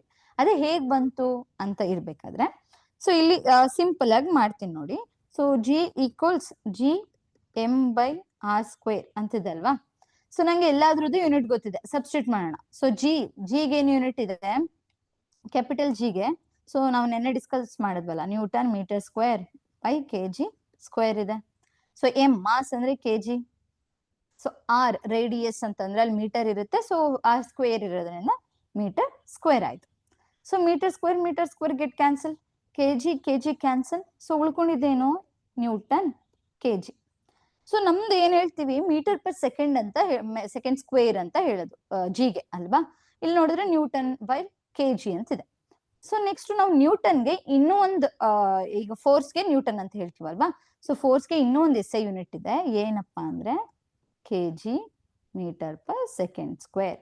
So F into M A ಅಂದಾಗ ಎಂಗೆ ಏನ್ ಬರುತ್ತೆ, ಕೆಜಿ ಅಂತ ತಗೋತೀವಲ್ವಾ, ಇಂಟು ಆಕ್ಸಲರೇಷನ್ಗೆ ಏನ್ ಹೇಳ್ತೀವಿ ನಾವು, meter per second square. So ಫೋರ್ಸಿಗೆ ನಾವು KG metre per second square ಅಂತನಾದ್ರೂ ಹೇಳ್ಬೋದು, ನ್ಯೂಟನ್ ಅಂತನಾದ್ರೂ ಹೇಳ್ಬೋದು. ಓಕೆನಾ. ಸೊ ಇಲ್ಲಿ ನ್ಯೂಟನ್ ಇದೆ. ನೆಕ್ಸ್ಟ್ ಕೆಜಿ ಡಿನೋಮಿನೇಟರ್ ಎಲ್ಲ ಆಯ್ತು. So KG get cancel. Next ಏನಾಗುತ್ತೆ, ಉಳ್ಕೊಂಡಿದ್ದು meter per second square. So ಜಿಗೆ ಯೂನಿಟ್ ಏನ್ ಬರುತ್ತೆ, ಮೀಟರ್ ಪರ್ ಸೆಕೆಂಡ್ ಸ್ಕ್ವೇರ್ ಬರುತ್ತೆ. ಸೊ ಈ ರೀತಿ ನಾವು ಯೂನಿಟ್ಸ್ ಗಳನ್ನ ನೋಡುವಂಥದ್ದು. ಸೊ ನೀವು ಯೂನಿಟ್ ಅಂಡ್ ಮೆಷರ್ಮೆಂಟ್ ಅಂತ ಒಂದು ಕಂಟೆಂಟ್ ಸ್ಟಾರ್ಟಿಂಗ್ ಕ್ಲಾಸ್ ಅಲ್ಲಿ ಮಾಡಿದ್ರು. ಸೊ ಅದರಲ್ಲಿ ಇದ್ರ ಬಗ್ಗೆ ಎಲ್ಲ ಡಿಸ್ಕಸ್ ಮಾಡಿದ್ದಾರೆ ಆಯ್ತಾ. ಫಿಸಿಕಲ್ ಕ್ವಾಂಟಿಟೀಸ್ ಇರುತ್ತೆ, ಫಂಡಮೆಂಟಲ್ ಫಿಸಿಕಲ್ ಕ್ವಾಂಟಿಟೀಸ್ ನ ಯೂಸ್ ಮಾಡಿ ಹೇಗೆ ನಾವು ಯೂನಿಟ್ಸ್ ನ ನೋಡ್ತೀವಿ ಅನ್ನೋದ್ರ ಬಗ್ಗೆ ಎಲ್ಲ ಡಿಸ್ಕಸ್ ಆಗಿರುತ್ತೆ. ಸೊ ನೆಕ್ಸ್ಟ್ ಈಗ ಈ ಫಾರ್ಮುಲಾನ ಯೂಸ್ ಮಾಡಿ ನಾವು 9.8 ಹೇಗ್ ಬಂತು ಅನ್ನೋದ್ರ ಬಗ್ಗೆ ನೋಡ್ತಾ ಹೋಗೋಣ. ಸೊ ಇಲ್ಲಿ ಏನಾಗಿದೆ, acceleration due to gravity on earth ಅಷ್ಟೇ ಫೈಂಡ್ ಔಟ್ ಮಾಡ್ತಿರೋದ್ರಿಂದ, ಸೊ ಮಾಸ್ ಆಫ್ ಅರ್ತ್ ನಮ್ಗೆ ಫಾರ್ಮುಲಾ ಏನಿತ್ತು, g equals G M by R square. So M ಅಂದ್ರೆ mass of earth, so R ಅಂತ ಅಂದ್ರೆ ರೇಡಿಯಸ್ ಆಫ್ ಅರ್ತ್ ಅಂತ ಹೇಳಿದ್ವಿ. ಸೊ ಹಾಗೆ ಜಿ ಅಂದ್ರೆ ಗ್ರಾವಿಟೇಷನಲ್ ಕಾನ್ಸ್ಟೆಂಟ್ ಅಂತ ಹೇಳಿದ್ವಿ. ಸೊ ಎಲ್ಲದು ಗಿವನ್ ವ್ಯಾಲ್ಯೂ ಕೊಟ್ಬಿಟ್ಟಿದ್ದಾರೆ. ಸೊ ಮಾಸ್ ಆಫ್ ಅರ್ತ್ ಅಂತ ಅಂದಾಗ 6 × 10⁻24 kg. ಹಾಗೆ ರೇಡಿಯಸ್ ಆಫ್ ಅರ್ತ್ ಅಂತ ಅಂದಾಗ 6.4 × 10⁻6 ಮೀಟರ್. ಗ್ರಾವಿಟೇಷನಲ್ ಕಾನ್ಸ್ಟೆಂಟ್ ಬಂದು 6.67 × 10⁻−11 newton metre square kg square inverse ಅನ್ನು ಕೊಟ್ಟಿದ್ದಾರೆ. ಸೊ ಇದನ್ನ ನೀವು ಬೇಕಾದ್ರೆ ಏನ್ ಮಾಡಿರ್ಬೋದು, ನಿಮ್ಗೆ 3 ಡಿಜಿಟ್ ಕಷ್ಟ ಆಗುತ್ತೆ ಅಂದ್ರೆ ನಾನು ಹೇಳಿದ್ದೇನೆ 6.7 ಅಂತಾನೆ ರೌಂಡ್ ಅಪ್ ಮಾಡಿ ಒಂದು ಕ್ಯಾರಿ ಈ ಕಡೆ ಕಳ್ಸಿದ್ರೆ ಅದನ್ನ ರೌಂಡ್ ಅಪ್ ಅಂತ ಹೇಳ್ತೀವಿ. ಓಕೆನಾ. ಸೊ ರೌಂಡ್ ಅಪ್ ಮಾಡಿ ನಾವು 6.7 ಅಂತ ಡೈರೆಕ್ಟ್ ಆಗಿ ಬರ್ಕೋಬಹುದು. ಸೊ ಈಸಿ ಆಗುತ್ತೆ ಅವಾಗ 3 ಡೆಸಿಮಲ್ ಇರೋ ಬದಲು 2 ಡೆಸಿಮಲ್ ಅಲ್ಲೇ ಪ್ರಾಬ್ಲಮ್ ಸಾಲ್ವ್ ಆಗುತ್ತೆ. ಸೊ ಇವಾಗ ಏನ್ ಮಾಡೋಣ, ಸಬ್ಸ್ಟಿಟ್ಯೂಟ್ ಮಾಡ್ಕೊಳ್ಳೋಣ. So G equals, so G ಅಂತಂದ್ರೇನು, ಗ್ರಾವಿಟೇಷನಲ್ ಕಾನ್ಸ್ಟೆಂಟ್ ಗೊತ್ತಿದೆ, 6.7 × 10⁻−11. So into mass of Earth ಅಂದ್ರೆ 6 × 10⁻24 kg. So divided by R square ಇದೆ. ಸೊ ರೇಡಿಯಸ್ ಗೊತ್ತಿದೆ ನಮ್ಗೆ, ರೇಡಿಯಸ್ ಎಷ್ಟು 6.4 × 10⁻6. ಸೊ ಇಲ್ಲೂ ಕೂಡ ಆರ್ ಅಷ್ಟೇ ಇಲ್ಲ, ಅಲ್ಲಿ ಹೇಗೆ ಡಿ ಸ್ಕ್ವೇರ್ ಅಂತಿತ್ತೋ ಇಲ್ಲಿ ಆರ್ ಸ್ಕ್ವೇರ್ ಇದೆ. ಓಕೆನಾ. ಸೊ ನೆಕ್ಸ್ಟ್ ಏನ್ ಮಾಡ್ಬೇಕು, ಸೊ 6.7 × 6 × 10⁻−11 × 10⁻24 ಡಿವೈಡೆಡ್ ಬೈ 6.4 ಸ್ಕ್ವೇರ್ ಇರೋದು. ಸೊ 6.4 × 6.4 ನೀವು ಮಾಡಿದಾಗ ಎರಡನ್ನು ಮಲ್ಟಿಪ್ಲೈ ಮಾಡಿ 40.96 × 10⁻6 × 2 ಮಾಡಬೇಕು. 6 ಸ್ಕ್ವೇರ್ ಮಾಡೋದಲ್ಲ, 6 × 2 ಮಾಡಬೇಕು. ಹೇಗೆ ಅನ್ನೋದನ್ನ ನೆನ್ನೆ ಹೇಳಿದ್ದೀನಿ ನಾನು, ಎಕ್ಸ್ಪೋನೆಂಟ್ ರೂಲ್ನ ಫಾಲೋ ಮಾಡಬೇಕು. 6 × 2 ಅಂತಂದ್ರೆ 6 2 12 ಆಯ್ತು. ಓಕೆನಾ. ಸೊ ನೆಕ್ಸ್ಟ್ ನ್ಯೂಮರೇಟರ್ ಮಾಡೋಣ. ಸೊ 6.7 × 6, ಸೊ 6.7 ಇಂದ 6 ನ ಮಲ್ಟಿಪ್ಲೈ ಮಾಡಿದ್ರೆ ಎಷ್ಟು ಬರುತ್ತೆ, 40.2 × 24 ಇದೆ, 10⁻24 10⁻11 ಇದೆ. ಸೊ 24 ಇಂದ 11 ಸಬ್ಟ್ರಾಕ್ಟ್ ಮಾಡಿ, ಅವಾಗ ಏನ್ ಸಿಗುತ್ತೆ ನಿಮ್ಗೆ, ಸೊ 13 ಡಿವೈಡೆಡ್ ಬೈ 40.96 × 10⁻12 ಆಯ್ತು. Okay. So next 40.2 × 10⁻13 divided by 40.96 × 10⁻12. So divide ಮಾಡಿದ್ರೆ ಇವೆರಡನ್ನು ಕೂಡ ಡಿವೈಡ್ ಮಾಡಿದ್ರೆ ನಿಮ್ಗೆ ಸಿಗುತ್ತೆ 0.98 × 10. ಸೊ ಇಂಟು 10 ಹೆಂಗ್ ಬಂತು ಅಂತ ನೋಡೋದಾದ್ರೆ, ಸೊ ಈ 10⁻12 ನ್ಯೂಮರೇಟರ್ಗೆ ಹೋದಾಗ 10⁻−12 ಆಗುತ್ತೆ. ಸೊ 13 ಇಂದ 12 ನ ಸಬ್ಟ್ರಾಕ್ಟ್ ಮಾಡಿದಾಗ 10 ಅಷ್ಟೇ ಉಳ್ಕೊಳ್ಳುತ್ತೆ. ಸೊ 9.98 ಇಂಟು 10 ಅಂತ ಇರೋದನ್ನ ನಾನೇನ್ ಮಾಡ್ಬೋದು, ಎರಡನ್ನು ಮಲ್ಟಿಪ್ಲೈ ಮಾಡ್ಬೋದಲ್ವಾ. ಸೊ ಏನಾಗುತ್ತೆ 9.8 ಬಂತು. ಸೊ 9.8 ಬಂತಂದ್ರೆ ನಮ್ಗೆ ಇಲ್ಲಿ ಸೇಮ್ ಪ್ರೀವಿಯಸ್ ಅಲ್ಲಿ ನಾವು ಯೂನಿಟ್ ಹೇಗೆ ಫೈಂಡ್ ಔಟ್ ಮಾಡ್ಕೊಂಡಿದ್ವಿ ಅಲ್ವಾ, ಸೊ ಆ ರೀತಿ ಇದ್ರದ್ದೆಲ್ಲ ಯೂನಿಟ್ ಕ್ಯಾನ್ಸಲ್ ಮಾಡಿದಾಗ ನಮ್ಗೆ ಫೈನಲ್ ಆಗಿ ಏನ್ ಹೇಳ್ಕೊಳುತ್ತೆ, meter per second square. So G equals 9.8 metre per second square.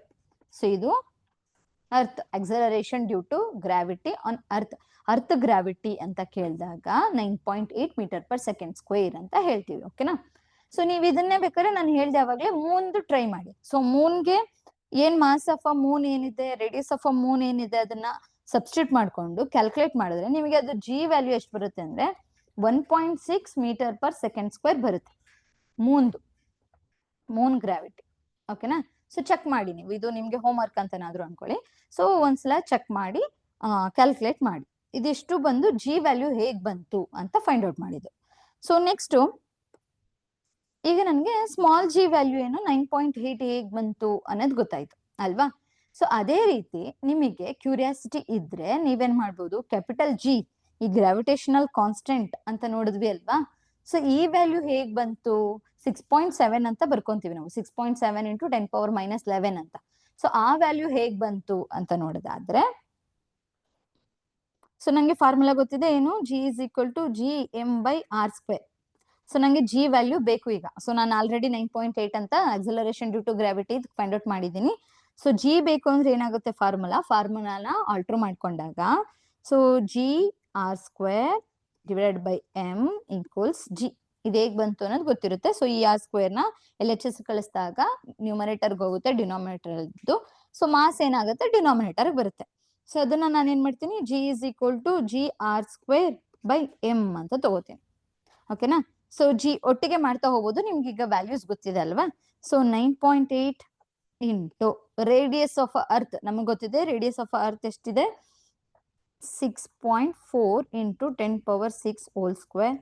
So mass ಗೊತ್ತಿದೆ 6 ಇಂಟು 10⁻24. ಸೊ 9.8 ನಾವು ಪ್ರೀವಿಯಸ್ ಡೇ ಆಲ್ರೆಡಿ 6.4 ಇಂಟು 6.4 ಮಾಡಿದಾಗ ನಮ್ಗೆ ಎಷ್ಟು ಬಂದಿತ್ತು, 40.96 into 10⁻12. So divided by 6 into 10⁻24. So next ಏನ್ ಮಾಡ್ತೀರಾ, 9.8 ಇಂಟು 40.96. ಸೊ 9.8 ಇಂಟು 40.96 ಮಾಡಿದಾಗ ನಿಮಗೆ ಎಷ್ಟು ಆನ್ಸರ್ ಬರುತ್ತೆ ಅಂದ್ರೆ 401.41 ಅಥವಾ 408 into 10⁻12 divided by 6 into 10⁻24. So ಇದು 3 ಡಿಜಿಟ್ ಇಟ್ಕೋಬೇಕಾ ಅಂದ್ರೆ ಇಲ್ಲ, ನೀವು ಪರವಾಗಿಲ್ಲ. ಸೊ 4ಗೆ ಸ್ಟಾಪ್ ಮಾಡಿದ್ರೆ ಆಯ್ತು, 401.4 ಅಂತ ಇಟ್ಕೊಂಡ್ರು ಓಕೆ ಆಯ್ತಾ. ಸೊ 401.4 ಇಂಟು 10⁻12 ಇದೆ ಡಿವೈಡೆಡ್ ಬೈ 6 ಇದೆ ಆಯ್ತಾ. ಸೊ ಇದಿಷ್ಟು ಡಿವೈಡ್ ಮಾಡಿದಾಗ ನಮಗೆ ನೆಕ್ಸ್ಟ್ ಫೈನಲ್ ಆಗಿ ಸಿಗುವಂತದ್ದು 66.9 ಇಂಟು ಇಲ್ಲಿ 24 ಇದೆ, ಮೇಲ್ಗಡೆ 12 ಇದೆ. ಸೊ 24 ನ ಮೇಲ್ಗಡೆ ಕಳಿಸಿದಾಗ ಏನಾಗುತ್ತೆ, 24 ಆಗುತ್ತೆ. ಸೊ -24 ಇಂದ +12 ನ ಸಬ್ಟ್ರಾಕ್ಟ್ ಮಾಡಿದಾಗ -12 ಆಯ್ತು. So into 10⁻⁻12. ಸೊ ಇಲ್ಲಿ 66.9 ಇದೆ. ಇದನ್ನ ನಾನೇನ್ ಮಾಡ್ಬೋದು, ಒಂದು ರೌಂಡ್ ಅಪ್ ಮಾಡ್ಕೋಬಹುದು. ಸೊ ರೌಂಡ್ ಅಪ್ ಮಾಡ್ಕೋಬಹುದು. ಅದಕ್ಕೂ ಮುಂಚೆ ನಾನೇನ್ ಮಾಡ್ತೀನಿ, 1 ಡಿಜಿಟ್ಗೆ 1 ಡೆಸಿಮಲ್ಗೆ ನಾನು ಶಿಫ್ಟ್ ಮಾಡ್ಕೋತೀನಿ. ಅವಾಗ ಏನಾಗುತ್ತೆ 6.69 ಇಂಟು 10⁻⁻11 ಆಯ್ತು. ಸೊ ಇದನ್ನೇ ನಾನು ಬೇಕಾದ್ರೆ ಇದನ್ನ ರೌಂಡ್ ಅಪ್ ಮಾಡಿ ಬರೆದಾಗ 6.7 into 10⁻⁻11 newton metre square kg square inverse. So ಈ ರೀತಿ ಸೊ ಪ್ರತಿಯೊಂದು ವ್ಯಾಲ್ಯೂನು ಫೈಂಡ್ ಔಟ್ ಮಾಡ್ಬೋದು. ಅದಕ್ಕೆ ಫಾರ್ಮುಲಾ ಮತ್ತೆ ವ್ಯಾಲ್ಯೂಸ್ ಗೊತ್ತಿದ್ರೆ ಸೊ ಏನ್ ನಾವು ಈಗ ಗ್ರಾವಿಟೇಷನಲ್ ಕಾನ್ಸ್ಟೆಂಟ್ ಜಿ ವ್ಯಾಲ್ಯೂ ಅಂತ ಹೇಳ್ತೀವಲ್ವಾ. ಸೊ ಇದು ಎಲ್ಲೇ ಹೋದ್ರೂ ಚೇಂಜ್ ಆಗಲ್ಲ. ಈಗ ನಾನು ಹೇಳ್ದೆ ಮೂನ್ಗೆ ಹೋಗಿ ಚೆಕ್ ಮಾಡಿ ಅಂತ, ಮೂನ್ದು ವ್ಯಾಲ್ಯೂ ಗ್ರಾವಿಟಿನ ಫೈಂಡ್ ಔಟ್ ಮಾಡಿ ಅಂತ ಹೇಳಿದೆ. ಇಲ್ಲೇನಾಗಿದೆ, ಇದಕ್ಕೂ ಕಂಪೇರ್ ಮಾಡಿದಾಗ ಅರ್ತ್ ಮತ್ತೆ ಮೂನ್ಗೆ ಗ್ರಾವಿಟಿ ಚೇಂಜ್ ಆಗಿದೆ. ಓಕೆನಾ. ಬಟ್ ಈ ಕೇಸಲ್ಲಿ ಏನಾಗುತ್ತೆ, ಕ್ಯಾಪಿಟಲ್ ಜಿ ಗ್ರಾವಿಟೇಷನಲ್ ಕಾನ್ಸ್ಟೆಂಟ್ ಎಲ್ಲೂ ಚೇಂಜ್ ಆಗಲ್ಲ. ನೀವು ಮೂನಲ್ಲಿ ಹೋಗಿ ಮಾರ್ಸ್ ಅಲ್ಲಿ ಹೋಗಿ ಯಾವುದೇ ಪ್ಲಾನೆಟ್ ಹೋಗಿ ಈ ಜಿ ಏನಾಗಲ್ಲ, ಚೇಂಜ್ ಆಗಲ್ಲ. ಸೊ ಇದಿಷ್ಟು ಬಂದು ಆಕ್ಸಲರೇಷನ್ ಡ್ಯೂ ಟು ಗ್ರಾವಿಟಿ ಮತ್ತೆ ಗ್ರಾವಿಟೇಷನಲ್ ಕಾನ್ಸ್ಟೆಂಟ್ ವ್ಯಾಲ್ಯೂ ಹೇಗೆ ಫೈಂಡ್ ಔಟ್ ಮಾಡೋದು ಅನ್ನೋದು ನೋಡಿದ್ವಿ. ಸೊ ಇದ್ರ ಜೊತೆಗೆ ಒಂದು ಕಾನ್ಸೆಪ್ಟ್ ಇದೆ, ಏನು ಅಂತಂದ್ರೆ ನಮಗೆಲ್ಲ ಗೊತ್ತಿದೆ. ಸೊ ಅರ್ತ್ ಪರ್ಫೆಕ್ಟ್ ಸ್ಪಿಯರ್ ತರ ಇಲ್ಲ ಅಲ್ವಾ. ಅರ್ಥದ ಶೇಪ್ ನೋಡಿದಾಗ ನಮ್ಗೆ ಪರ್ಫೆಕ್ಟ್ ಸ್ಪಿಯರ್ ಇಲ್ಲ, ಅದು ಸ್ವಲ್ಪ ಜಿಯೋಡ್ ಶೇಪ್ ಅಲ್ಲಿ ಇದೆ. ಸೊ ಶೇಪ್ ಬಂದು ಒಂದು ಜಿಯಾಯ್ಡ್ ಶೇಪ್, ಇದು ರಫ್ ಸ್ಕೆಚ್ ಆಗ್ತಿರೋದು. ಓಕೆನಾ? ಸೊ ಜಿಯಾಯ್ಡ್ ಶೇಪ್ ಇದೆ. ಸೊ ಮೇನ್ ಆಗಿ ನಾವು ನೋಡೋದಾದ್ರೆ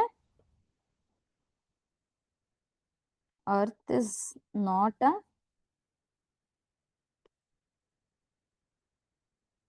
ಪರ್ಫೆಕ್ಟ್ ಸ್ಪಿಯರ್ ಅಂತ ಒಂದು ಹೇಳ್ತೀವಿ. ಸೊ ಇದು ಗೊತ್ತಿರಬೇಕು. ಸೊ ಇದನ್ನ ಜಿಯಾಯ್ಡ್ ಶೇಪ್, ಸೊ ಶೇಪ್ ಅಂತ ನೋಡಿದಾಗ ಜಿಯಾಯ್ಡ್ ಶೇಪ್ ಅಲ್ಲಿ ಇರುತ್ತೆ. ಸೊ ಈ ಜಿಯಾಯ್ಡ್ ಶೇಪ್ ಅಂತಂದ್ರೆ ಏನು ಅಂತ ನೋಡಿದಾಗ, ಇದು ಫಸ್ಟ್ ಸೆಂಟರ್ ಇದೆ ಅಂತಂದ್ರೆ ಇದನ್ನ centre of earth, earth centre ಅಂತ ಹೇಳ್ತೀವಿ, ಆಯ್ತಾ?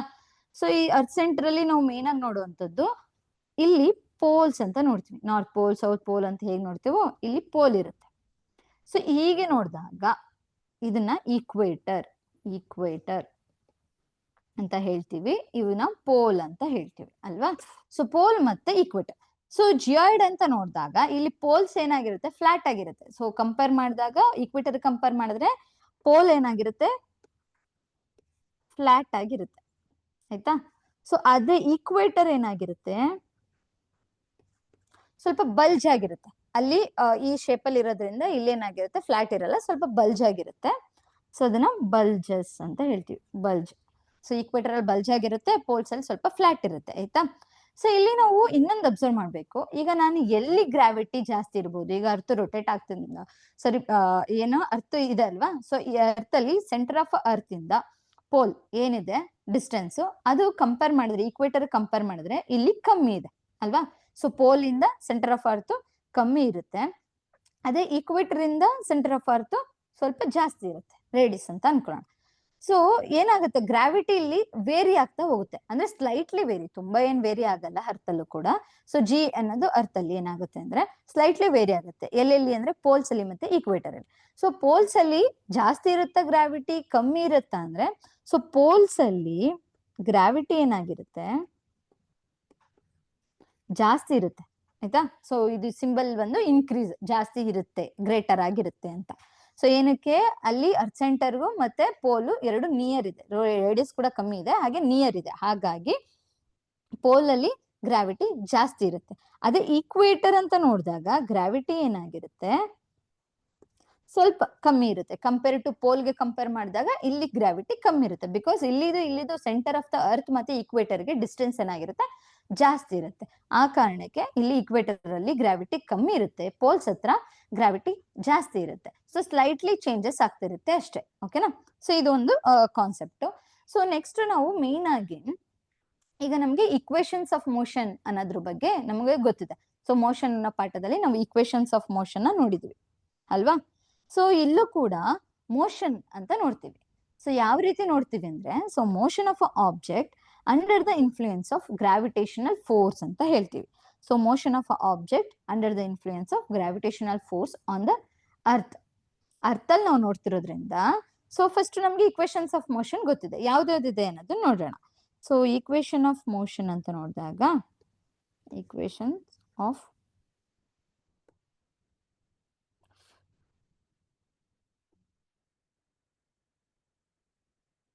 ಈಕ್ವೇಶನ್ಸ್ ಆಫ್ ಮೋಷನ್ ಅಂತ ಡಿಸ್ಕಸ್ ಮಾಡ್ತಿದೀವಿ ಅಂದ್ರೆ, ಸೊ ಈಕ್ವೇಶನ್ಸ್ ಆಫ್ ಮೋಷನ್ ನಮ್ಗೆ ಗೊತ್ತಿದೆ ಯಾವ್ದಾದ್ರು. ಫಸ್ಟ್ ಒಂದು v equals u plus at, then second one s equals ut plus of at square, then third equation ಬಂದು v square equals u square plus 2as. So ಇದು ನಮ್ಗೆ equations of motion ಅಲ್ಲಿ ನಾವು ನೋಡುವಂಥದ್ದು. ಬಟ್ ಇಲ್ಲಿ ನಾವು under the influence of gravitational force ಅಂತ ನೋಡಿದಾಗ, ಸೊ ಗ್ರಾವಿಟೇಷನಲ್ ಫೋರ್ಸ್ ಅಂದ್ರೆ ಏನ್ ತಗೋತೀವಿ ನಾವು, ಅರ್ತ್ ಅಲ್ಲಿ ನೋಡ್ತಿರೋದ್ರಿಂದ, ಸೊ ಯಾವ್ದಾದ್ರು ಒಂದು ಆಬ್ಜೆಕ್ಟ್ ಮೇಲ್ಗಡೆಯಿಂದ ಕೆಳಗಡೆ ಡ್ರಾಪ್ ಮಾಡ್ತಿದೀವಿ ಅಂತ ಕನ್ಸಿಡರ್ ಮಾಡೋಣ, ಆಯ್ತಾ?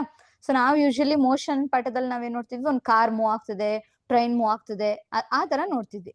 ಬಟ್ ಈ ಕೇಸಲ್ಲಿ ಏನೋ ಒಂದು ಆಬ್ಜೆಕ್ಟ್ ಮೇಲ್ಗಡೆಯಿಂದ ಡ್ರಾಪ್ ಮಾಡ್ತಿದೀವಿ, ಅಥವಾ ಕೆಳಗಡೆಯಿಂದ ಅಪ್ವರ್ಡ್ ಆಗಿ ಎಸಿತಿದ್ದೀವಿ, ಅಥವಾ ಒಂದು ಆಬ್ಜೆಕ್ಟ್ ಡೌನ್ವರ್ಡ್ ಬರ್ತಿದೆ, ಅಪ್ವರ್ಡ್ ಹೋಗ್ತಿದೆ, ಈ ತರ ಕನ್ಸಿಡರ್ ಮಾಡ್ತೀವಿ. ಸೊ ಈ ತರ ಕನ್ಸಿಡರ್ ಮಾಡಿದಾಗ ಇದ್ರಲ್ಲಿ ಇದೇ ಈಕ್ವೇಶನ್ ಆಫ್ ಮೋಷನ್ ಸ್ವಲ್ಪ ಸ್ಲೈಟ್ಲಿ ಚೇಂಜಸ್ ಆಗುತ್ತೆ. ಸೊ ಹೇಗ್ ಚೇಂಜಸ್ ಆಗುತ್ತೆ ಅಂತ ನೋಡೋದಾದ್ರೆ, ಇಲ್ಲಿ ಎ ಇದೆ ಅಲ್ವಾ, ಆಕ್ಸಲರೇಷನ್ ಇತ್ತಲ್ವಾ? ಸೊ ಆಕ್ಸಲರೇಷನ್, ನಾವಿಲ್ಲಿ acceleration due to gravity, Earth ಅಲ್ಲಿ ತಗೋತಿರೋದ್ರಿಂದ, ಗ್ರಾವಿಟಿ ಇನ್ಫ್ಲೂಯೆನ್ಸ್ ಮಾಡ್ತಿರೋದ್ರಿಂದ, ಸೊ ಎ ನ ನಾವು ಜಿ ಅಂತ ಕನ್ವರ್ಟ್ ಮಾಡ್ಕೊಂತೀವಿ, ಬರ್ಕೊಂತೀವಿ. ಓಕೆನಾ? ಸೊ ನೆಕ್ಸ್ಟ್ ಇಲ್ಲಿ ಎಸ್ ಅಂತಿದೆ. ಎಸ್ ಅಂದ್ರೆ ಏನು? ಡಿಸ್ಟೆನ್ಸ್. ನಾವೊಂದು ಕಾರು ಎಲ್ಲಿಂದ ಎಲ್ಲಿಗೆ ಟ್ರಾವೆಲ್ ಮಾಡ್ತು, ಎಷ್ಟು ದೂರ ಇದೆ, ಈ ತರದೆಲ್ಲ ಡಿಸ್ಟೆನ್ಸ್ ನೋಡ್ತಿದ್ವಿ ಅಲ್ವಾ.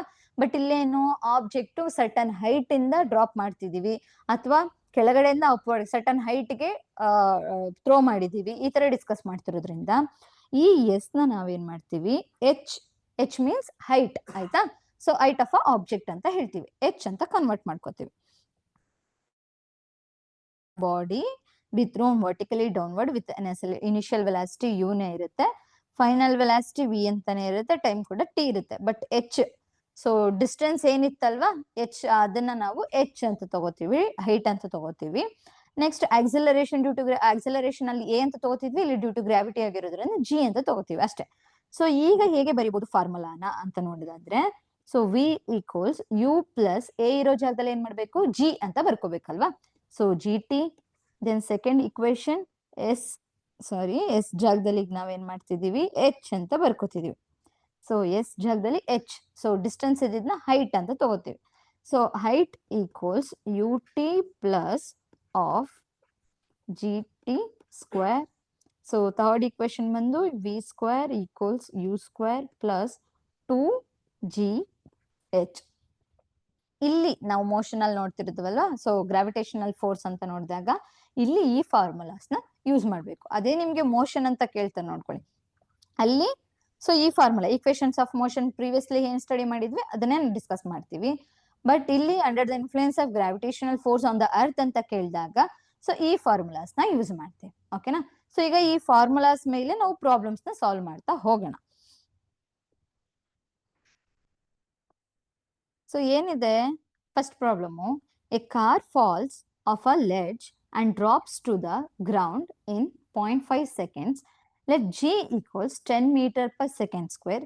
Calculate what is its speed on striking the ground, what is its average speed during the 0.5 seconds, how high is the ledge from the ground. So ledge ಅಂದ್ರೆ ಏನು, ಒಂದು ಟಾಪ್, ಒಂದು ಹಿಲ್ ಇಂದನೋ ಅಥವಾ ಒಂದು ಟಾಪು ಅಥವಾ ಒಂದು ಶೆಲ್ಫು ಏನೋ ಮೇಲ್ಗಡೆಯಿಂದ ಕೆಳಗಡೆ ಡ್ರಾಪ್ ಮಾಡ್ತಿದೀವಿ ಅಂತ ಅರ್ಥ. ಸೊ ಇಲ್ಲಿ ಏನ್ ಕನ್ಸಿಡರ್ ಮಾಡ್ಬೋದು, ಒಂದ್ ಬೆಟ್ಟ, ಹಿಲ್ ಅಂತ ತಗೊಂಡ್ರೆ ನಾವು. ಸೊ ಏನಾಗುತ್ತೆ ಅಲ್ಲಿ, a car falls off a ledge, so ಮೇಲಿಂದ ಕಾರು ಕೆಳಗಡೆ ಬೀಳ್ತಾ ಇದೆ, and drop to the ground, ಎಷ್ಟು 0.5 seconds ಅಲ್ಲಿ ಅದು ಆ ಕಾರ್ ಏನಾಗಿದೆ ಕೆಳಗಡೆ ಡ್ರಾಪ್ ಆಗುತ್ತೆ. ನಾವಿಲ್ಲಿ ಜಿ ಏನಿದೆ 10 ಅಂತ ಕೊಟ್ಟಿದ್ದಾರೆ. ಸೊ ನಾವು ಪ್ರೀವಿಯಸ್ಲಿ ನೋಡಿದ್ವಿ acceleration due to gravity 9.8 metre per second square ಅಂತ ಅಲ್ವಾ. So 9.8 metre per second square ಅಂತ. ಸೊ ನಾವು ಪ್ರಾಬ್ಲಮ್ಸ್ ನ ಸಾಲ್ವ್ ಮಾಡೋ ಟೈಮಲ್ಲಿ ನಮಗೆ ಪಾಯಿಂಟ್ ಡೆಸಿಮಲ್ ಅಲ್ಲಿ ಇದ್ರೆ ಕಷ್ಟ ಆಗುತ್ತೆ ಅನ್ನೋ ಕಾರಣಕ್ಕೆ ಅಪ್ರಾಕ್ಸಿಮೇಟ್ಲಿ 10 ಅಂತ ತಗೊಂಡು ನಾವು ಕ್ಯಾಲ್ಕುಲೇಟ್ ಮಾಡ್ಬೋದು. ಇಫ್ ಇನ್ ಕೇಸ್ ಅವರೇನೆ 9.8 ತಗೋಬೇಕು ಅಂತ ಕೊಟ್ಟಿದ್ರೆ ನಾವು ಮಸ್ಟ್ ಅಂಡ್ ಶುಡ್ 9.8 ತಗೊಂಡೆ ಕ್ಯಾಲ್ಕುಲೇಟ್ ಮಾಡ್ಬೇಕಾಗತ್ತೆ. ಅದೇ ಏನು ಕೊಟ್ಟಿಲ್ಲ, ಜಿ ವ್ಯಾಲ್ಯೂ ಏನು ಕೊಟ್ಟಿಲ್ಲ ಅಂತ ಅಂದ್ರೆ ನಾವು ಆ ಕೇಸಸ್ ಅಲ್ಲಿ 10 ಅಂತ ತಗೊಂಡು ಕ್ಯಾಲ್ಕುಲೇಟ್ ಮಾಡ್ಬೋದು. ಓಕೆನಾ? ಸೊ ಇಲ್ಲಿ ಒಂದ್ ಕಾರು ಮೇಲ್ಗಡೆನ ಡ್ರಾಪ್ ಆಗ್ತಿದೆ 0.5 seconds ಅಲ್ಲಿ, ಅದಕ್ಕೆ ಜಿ ಕೂಡ ಕೊಟ್ಟಿದ್ದಾರೆ. ನಾವೇನೇನ್ ಕ್ಯಾಲ್ಕುಲೇಟ್ ಮಾಡ್ಬೇಕಂತಂದ್ರೆ ಅದು speed of on striking on ground ಅಂತಂದ್ರೆ ಅದು ಎಷ್ಟು ವೆಲಾಸಿಟಿಲಿ ಬಂದು ಅದು ಗ್ರೌಂಡ್ಗೆ ಅಂದ್ರೆ ಏನ್ ಫ್ಲೋರ್ ಇರುತ್ತಲ್ವ ಅದಕ್ಕೆ ಎಷ್ಟು ವೆಲಾಸಿಟಿಲಿ ಬಂದು ಸ್ಟ್ರೈಕ್ ಆಗಿದೆ ಅನ್ನೋದನ್ನ ಫೈಂಡ್ ಔಟ್ ಮಾಡ್ಬೇಕು. ನೆಕ್ಸ್ಟ್ ಅದ್ರದ್ದು ಆವರೇಜ್ ಸ್ಪೀಡ್ ನ ಫೈಂಡ್ ಔಟ್ ಮಾಡ್ಬೇಕು, ಮೀನ್ಸ್ ಆವರೇಜ್ ವೆಲಾಸಿಟಿ ಮಾಡ್ತೀವಲ್ವಾ ಅದು. Next how high is the ledge from the ground, so ground ಇಂದ ಲೆಡ್ಜ್ಗೆ ಎಷ್ಟು ಹೈಟ್ ಇದೆ ಅನ್ನೋದನ್ನ ಕೂಡ ಫೈಂಡ್ ಔಟ್ ಮಾಡ್ಬೇಕು. ಸೊ ಇಲ್ಲಿ ABC 3 ಕ್ವಶನ್ ಟ್ಯಾಗ್ ಆಗಿದೆ.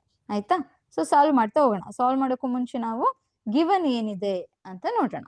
ಸೊ ಗಿವನ್ ಏನೇನ್ ಕೊಟ್ಟಿದ್ದಾರೆ, ಸೊ ಗಿವನ್ ಬಂದು ಫಸ್ಟ್ ಟಿ ಗೊತ್ತಿದೆ 0.5 ಸೆಕೆಂಡ್.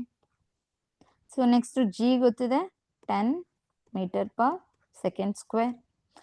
ನೆಕ್ಸ್ಟ್ ಇಲ್ಲಿ ವೆಲಾಸಿಟಿ ಇದೆ. ಸೊ ವೆಲಾಸಿಟಿ ಫೈನಲ್ ವೆಲಾಸಿಟಿ ಹೇಳಿದಾರ, ಇನಿಷಿಯಲ್ ವೆಲಾಸಿಟಿ ಹೇಳಿದಾರ ಅಂತ ನೋಡ್ಬೇಕು.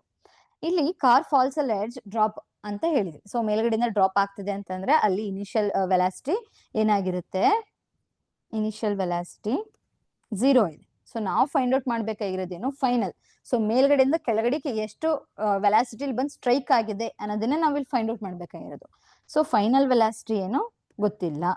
ನೆಕ್ಸ್ಟ್ ಎಚ್ ಫೈಂಡ್ ಔಟ್ ಮಾಡಬೇಕು, ಅದು ಕೂಡ ನಮಗೆ ಗೊತ್ತಿಲ್ಲ. ನೆಕ್ಸ್ಟ್ ಆವರೇಜ್ ಸ್ಪೀಡ್ ನ ಫೈಂಡ್ ಔಟ್ ಮಾಡಬೇಕು. ಸೊ ಇದಿಷ್ಟು ಗಿವನ್ ಪಾರ್ಟ್. ನಾವು ಈಗ ನೆಕ್ಸ್ಟ್ ಪ್ರಾಬ್ಲಮ್ ನ ಸಾಲ್ವ್ ಮಾಡೋಣ. ಫಸ್ಟ್ ಎ ಏನಿದೆ, ಎ ಬಂದು what is it speed on striking the ground ಅಂತಿದೆ. ಸೊ ಅದರ ಅರ್ಥ ಏನು, ಫೈನಲ್ ವೆಲಾಸಿಟಿನ ಫೈಂಡ್ ಔಟ್ ಮಾಡಬೇಕು. ಸೊ ಫೈನಲ್ ವೆಲಾಸಿಟಿನ ಫೈಂಡ್ ಔಟ್ ಮಾಡ್ಬೇಕಂದ್ರೆ ನಮಗೆ ಇಕ್ವೇಶನ್ ಅಲ್ಲಿ 3 ಇಕ್ವೇಶನ್ ಇದೆ. 3 ಇಕ್ವೇಶನ್ ಅಲ್ಲಿ ಯಾವ ಇಕ್ವೇಶನ್ ನ ಯೂಸ್ ಮಾಡಿದ್ರೆ ನಮಗೆ ಇದನ್ನು ಫೈನಲ್ ವೆಲಾಸಿಟಿ ಸಿಕ್ಬಿಡುತ್ತೆ ಈಸಿಯಾಗಿ ಅಂತ ನೋಡಿದ್ರೆ, ದ ಫಸ್ಟ್ ಇಕ್ವೇಶನ್ ಏನಿದೆ ಅದು. ಸೊ ಏನ್ first equation, V equals U plus G T. So V equals U ಏನಾಗಿದೆ 0 plus 10 into 0.5. So V equals ಈಸಿಯಾಗಿ ಸಿಕ್ಬಿಡ್ತು 10 ಇಂಟು 0.5 ಮಾಡಿದ್ರೆ ನಮಗೆ V velocity final velocity A1 ಸಿಕ್ಬಿಡುತ್ತೆ. ಸೊ 10 ಇಂಟು 0.5 ಅಂದ್ರೆ 5 metre per second. So A1 find out ಮಾಡಿದ್ವಿ. So next B ಏನಿದೆ, what is its average speed during the 0.5 seconds. 0.5 seconds ಅಲ್ಲಿ ಇದ್ದಾಗ ಇದ್ರದ್ದು ಆವರೇಜ್ ಸ್ಪೀಡ್ ಏನಾಗಿತ್ತು ಅಂತ ನೋಡೋದಾದ್ರೆ, ಸೊ ಇದ್ರದ್ದು average speed is nothing but ಇಲ್ಲಿ ನಾವು ನೋಡ್ತಿರುವಂತದ್ದು ಆವರೇಜ್ ವೆಲಾಸಿಟಿ ಆಯ್ತಾ. ಸೊ ಆವರೇಜ್ ವೆಲಾಸಿಟಿ ಏನಾಗುತ್ತೆ,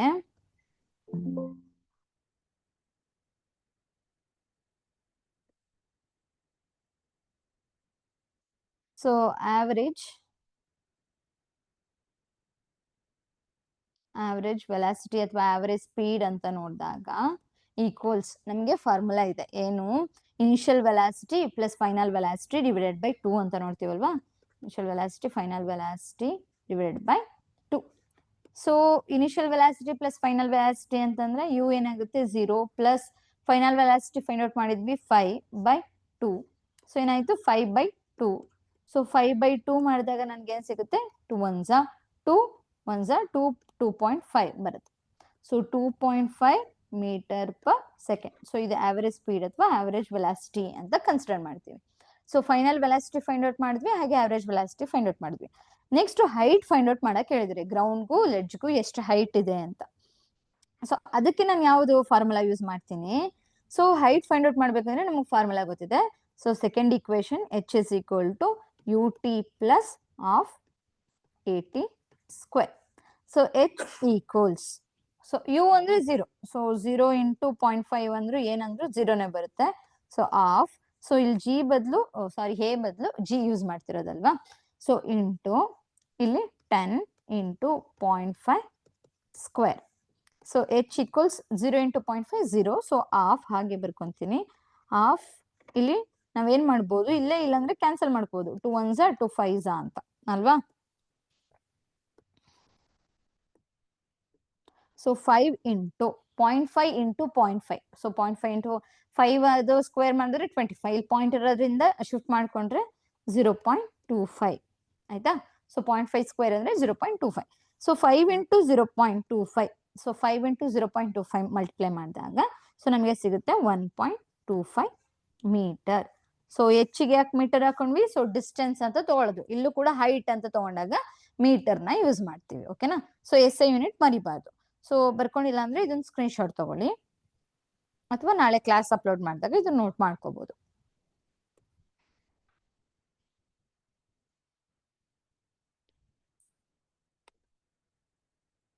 ಸೊ ನೆಕ್ಸ್ಟ್ ಪ್ರಾಬ್ಲಮ್ ಆಗೋಣ. An object is thrown vertically upward and rises to a height of 10 meter. Calculate the velocity with which the object was thrown upwards and the time taken by the object to reach the highest point ಅಂತಿದೆ. So ಇದರ ಅರ್ಥ ಏನು, ಒಂದು object ನ vertical upward direction ಅಲ್ಲಿ ನಾವು throw ಮಾಡ್ತಿದೀವಿ. So ಇನ್ನೊಂದು ಹೇಳ್ಬೇಕಿತ್ತು, ಇಲ್ಲಿ ಮೈನ್ ಆಗಿ ಇಲ್ಲೇ ಹೇಳಿರ್ತೀನಿ. ಸೊ ಇಲ್ಲಿ ಡೌನ್ವರ್ಡ್ ಅಂತ ಹೇಳಿದ್ವಿ. ಸೊ ಇಲ್ಲಿ ಡೌನ್ವರ್ಡ್ ಡ್ರಾಪ್, ಮೇಲಿಂದ ಕೆಳಗಡೆ ಡ್ರಾಪ್ ಮಾಡ್ತಿದೀವಿ ಅನ್ನೋ ಕಾರಣಕ್ಕೆ ನಾವೇನ್ ಮಾಡಿದ್ವಿ, ಜಿ ಏನು ಚೇಂಜ್ ಆಗಿಲ್ಲ. ಬಟ್ ಈ ಜಿ ಏನಾಗುತ್ತೆ ಗೊತ್ತಾ, ಜಿ ಒಂದ್ಸಲ ಪಾಸಿಟಿವ್ ಇರುತ್ತೆ, ಹಾಗೆ ಜಿ ಇಸ್ ಒಂದ್ಸಲ ನೆಗೆಟಿವ್ ಇರುತ್ತೆ.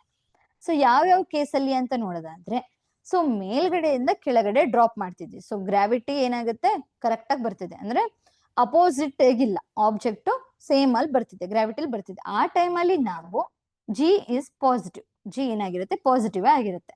ಸೊ ಅದನ್ನ ನಾವು ಹೇಗೆ ಬರೀಬಹುದು, objects goes down to earth. So gravity ಸೈಡೇ ಬರ್ತದೆ ಅಲ್ವಾ, ಹಾಗಾಗಿ ಅವಾಗ ಪಾಸಿಟಿವ್ ತಗೋತೀವಿ. ಅದೇ ನೆಗೆಟಿವ್ ಯಾವ ಕೇಸಲ್ಲಿ ತಗೋತೀವಿ ಅಂತಂದ್ರೆ, the objects goes up to earth ಅಂದ್ರೆ opposite to earth. So earth gravity ಅಂದ್ರೆ ಹೀಗೆ ಎಲ್ಲ ಕೂಡ ಆಬ್ಜೆಕ್ಟ್ ಕೆಳಗಡೆ ಡ್ರಾಪ್ ಆಗ್ತಿರುತ್ತೆ, ಹಾಗಾಗಿ ಅಲ್ಲಿ ಗ್ರಾವಿಟಿ ಪಾಸಿಟಿವ್ ಆಗಿರುತ್ತೆ.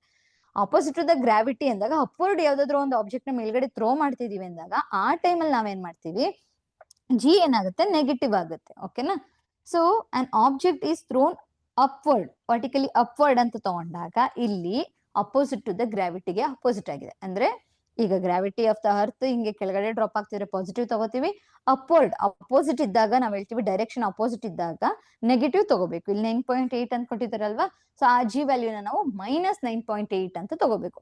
ಸೊ ಅಲ್ಲಿ ಅಪ್ವರ್ಡ್ ಹೇಳಿದಾರಾ ಡೌನ್ವರ್ಡ್ ಹೇಳಿದಾರಾ ಅಂತ ಫಸ್ಟ್ ಕ್ವಶನ್ ಅಲ್ಲಿ ನಾವು ನೋಡ್ಕೋಬೇಕಾಗತ್ತೆ. ಇದೊಂದು ಮೇನ್ ಥಿಂಗ್.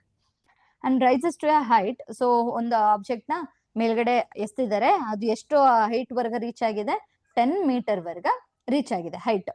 ಸೊ ನಾವು ಇಲ್ಲಿ ಏನೇನ್ ಫೈಂಡ್ ಔಟ್ ಮಾಡಕ್ ಹೇಳಿದ್ದಾರೆ, the velocity with which the object was throne upward. So ಯಾವ ವೆಲಾಸಿಟಿ ನಾವು ಮೇಲ್ಗಡೆ ಎಸೆತಿದ್ವಲ್ಲ, ಸೊ ಸ್ಟಾರ್ಟಿಂಗ್ ಇತ್ತಲ್ಲ, ಸೊ ಆ ವೆಲಾಸಿಟಿನ ನಾವು ಫೈಂಡ್ ಔಟ್ ಮಾಡಕ್ ಹೇಳಿರೋದು. ಅಂದ್ರೆ ಇನಿಷಿಯಲ್ ವೆಲಾಸಿಟಿನ ಫೈಂಡ್ ಔಟ್ ಮಾಡ್ಬೇಕು ನಾವಿಲ್ಲಿ, ಆಯ್ತಾ. And the time taken by the object to reach the highest point. So highest point reach ಆಗಿದೆ, 10 ಮೀಟರ್ ರೀಚ್ ಆಗಿದೆ ಅಲ್ವಾ, ಅಲ್ಲಿಗೆ ಎಷ್ಟು ಟೈಮ್ ತಗೋತು, ರೀಚ್ ಆಗಕ್ಕೆ ಎಷ್ಟು ಟೈಮ್ ತಗೋತು ಅಂತ ಫೈಂಡ್ ಔಟ್ ಮಾಡಬೇಕು. ಹಾಗೆ ಯಾವ ವೆಲಾಸಿಟಿಲಿ, ಎಷ್ಟು ವೆಲಾಸಿಟಿಲಿ ಆ ಆಬ್ಜೆಕ್ಟ್ ನ ಥ್ರೋ ಮಾಡಿದ್ದಾರೆ ಅಂತ ಹೇಳ್ಬೇಕು. ಸೊ ಇಲ್ಲಿ ಏನಾಗುತ್ತೆ, ಫೈನಲ್ ವೆಲಾಸಿಟಿ 0 ಆಗುತ್ತೆ. ನಾವು ಇನಿಷಿಯಲ್ ವೆಲಾಸಿಟಿನ ಫೈಂಡ್ ಔಟ್ ಮಾಡಬೇಕು. ಸೊ ಗಿವನ್ ಏನೇನಿದೆ ಅಂತ ಬರ್ಕೊಳ್ಳೋಣ.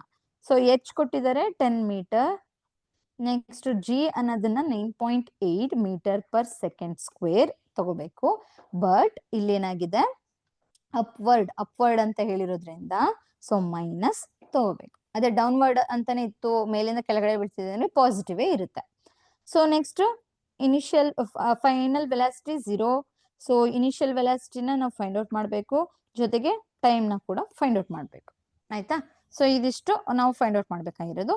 ಇವಾಗ ಏನ್ ಮಾಡ್ಬೇಕು, ಸೊ ಫಸ್ಟ್ ಹೇಳಿರೋಂಥದ್ದು ಏನು, ವೆಲಾಸಿಟಿ ಫೈಂಡ್ ಔಟ್ ಮಾಡಿ ಅಂತ. ಸೊ ವೆಲಾಸಿಟಿ ಫೈಂಡ್ ಔಟ್ ಮಾಡ್ತಿದ್ದೀನಿ ಅಂತಂದ್ರೆ ಇನಿಷಿಯಲ್ ವೆಲಾಸಿಟಿ ಫೈಂಡ್ ಔಟ್ ಮಾಡಬೇಕು. ಸೊ ಇನಿಷಿಯಲ್ ವೆಲಾಸಿಟಿನ ಫೈಂಡ್ ಔಟ್ ಮಾಡ್ತಿದ್ದೀನಿ ಅಂದ್ರೆ ನಾನು ಯಾವ ಫಾರ್ಮುಲಾ ಯೂಸ್ ಮಾಡ್ತೀನಿ, ನಂಗೆ ಇಲ್ಲಿಗ v equals u plus G T ಈ ಫಾರ್ಮುಲಾ ಕೂಡ ಯೂಸ್ ಮಾಡಿ ನಾವು ಫೈಂಡ್ ಔಟ್ ಮಾಡ್ಬೋದು. ಬಟ್ ನಂಗೆ ಇಲ್ಲಿ ಟಿ ಗೊತ್ತಿಲ್ಲ ಅಲ್ವಾ. ಸೊ ಟಿ ಗೊತ್ತಿಲ್ಲದೆ ಇದ್ರು ನಾನು ಇನಿಷಿಯಲ್ ವೆಲಾಸಿಟಿನ ಫೈಂಡ್ ಔಟ್ ಮಾಡ್ಬೇಕು ಅಂದ್ರೆ 3 ಇಕ್ವೇಶನ್ ನೋಡ್ಬೇಕು. 3 ಇಕ್ವೇಶನ್ ಅಲ್ಲಿ ಯಾವ ಇಕ್ವೇಶನ್ ಸೂಟಬಲ್ ಆಗುತ್ತೆ ಅಂತ ನೋಡಿದಾಗ ಥರ್ಡ್ ಇಕ್ವೇಶನ್ ಇದೆ ಅಲ್ವಾ. So V square equals U square plus 2gh. ಸೊ ಇಲ್ಲಿ ಯಾವುದೇ ತರ ಟಿ ವ್ಯಾಲ್ಯೂ ನಮ್ಗೆ ಅಗತ್ಯ ಇಲ್ಲ, ಟೈಮ್ ಅಗತ್ಯ ಇಲ್ಲ. ಸೊ ನಮ್ಗೆ ಜಿ ಗೊತ್ತಿದೆ, ಎಚ್ ಗೊತ್ತಿದೆ, ವಿ ಗೊತ್ತಿದೆ. ಈಗ ನಾವು ಸಬ್ಸ್ಟಿಟ್ಯೂಟ್ ಮಾಡ್ಬೋದು. ಸೊ ವಿ ಎಷ್ಟಿದೆ 0, ಯು ಗೊತ್ತಿಲ್ಲ, ಸೊ ಪ್ಲಸ್ 2, ಜಿ ಅಂದ್ರೆ ಎಷ್ಟಿಲ್ಲಿ ಇಂಟು -9.8 ಇಂಟು ಎಚ್ ಅಂದ್ರೆ 10. ಓಕೆನಾ. ಸೊ 0 ಹಾಗೆ ಇರ್ಲಿ, ಯು ಸ್ಕ್ವೇರ್ ಇಲ್ಲಿ ಏನಾಗುತ್ತೆ minus, plus into minus, -2 into 9.8 into 10. So ಏನಾಗುತ್ತೆ 98 ಆಯ್ತು, ಆಯ್ತಾ. ಸೊ 98 ಆಯ್ತು. ನಾನು ಯು ಸ್ಕ್ವೇರ್ ನಾನು ಲೆಫ್ಟ್ ಸೈಡ್ ತಗೋ ಬಂದಾಗ ಇಲ್ಲೂ ಕೂಡ -u square is equal to -2 into 98 ಇರುತ್ತೆ. So minus minus get cancel. So U square is equal to 2 into 98 ಅಂತ ನೋಡಿದಾಗ ಎಷ್ಟು ಬರುತ್ತೆ, 196.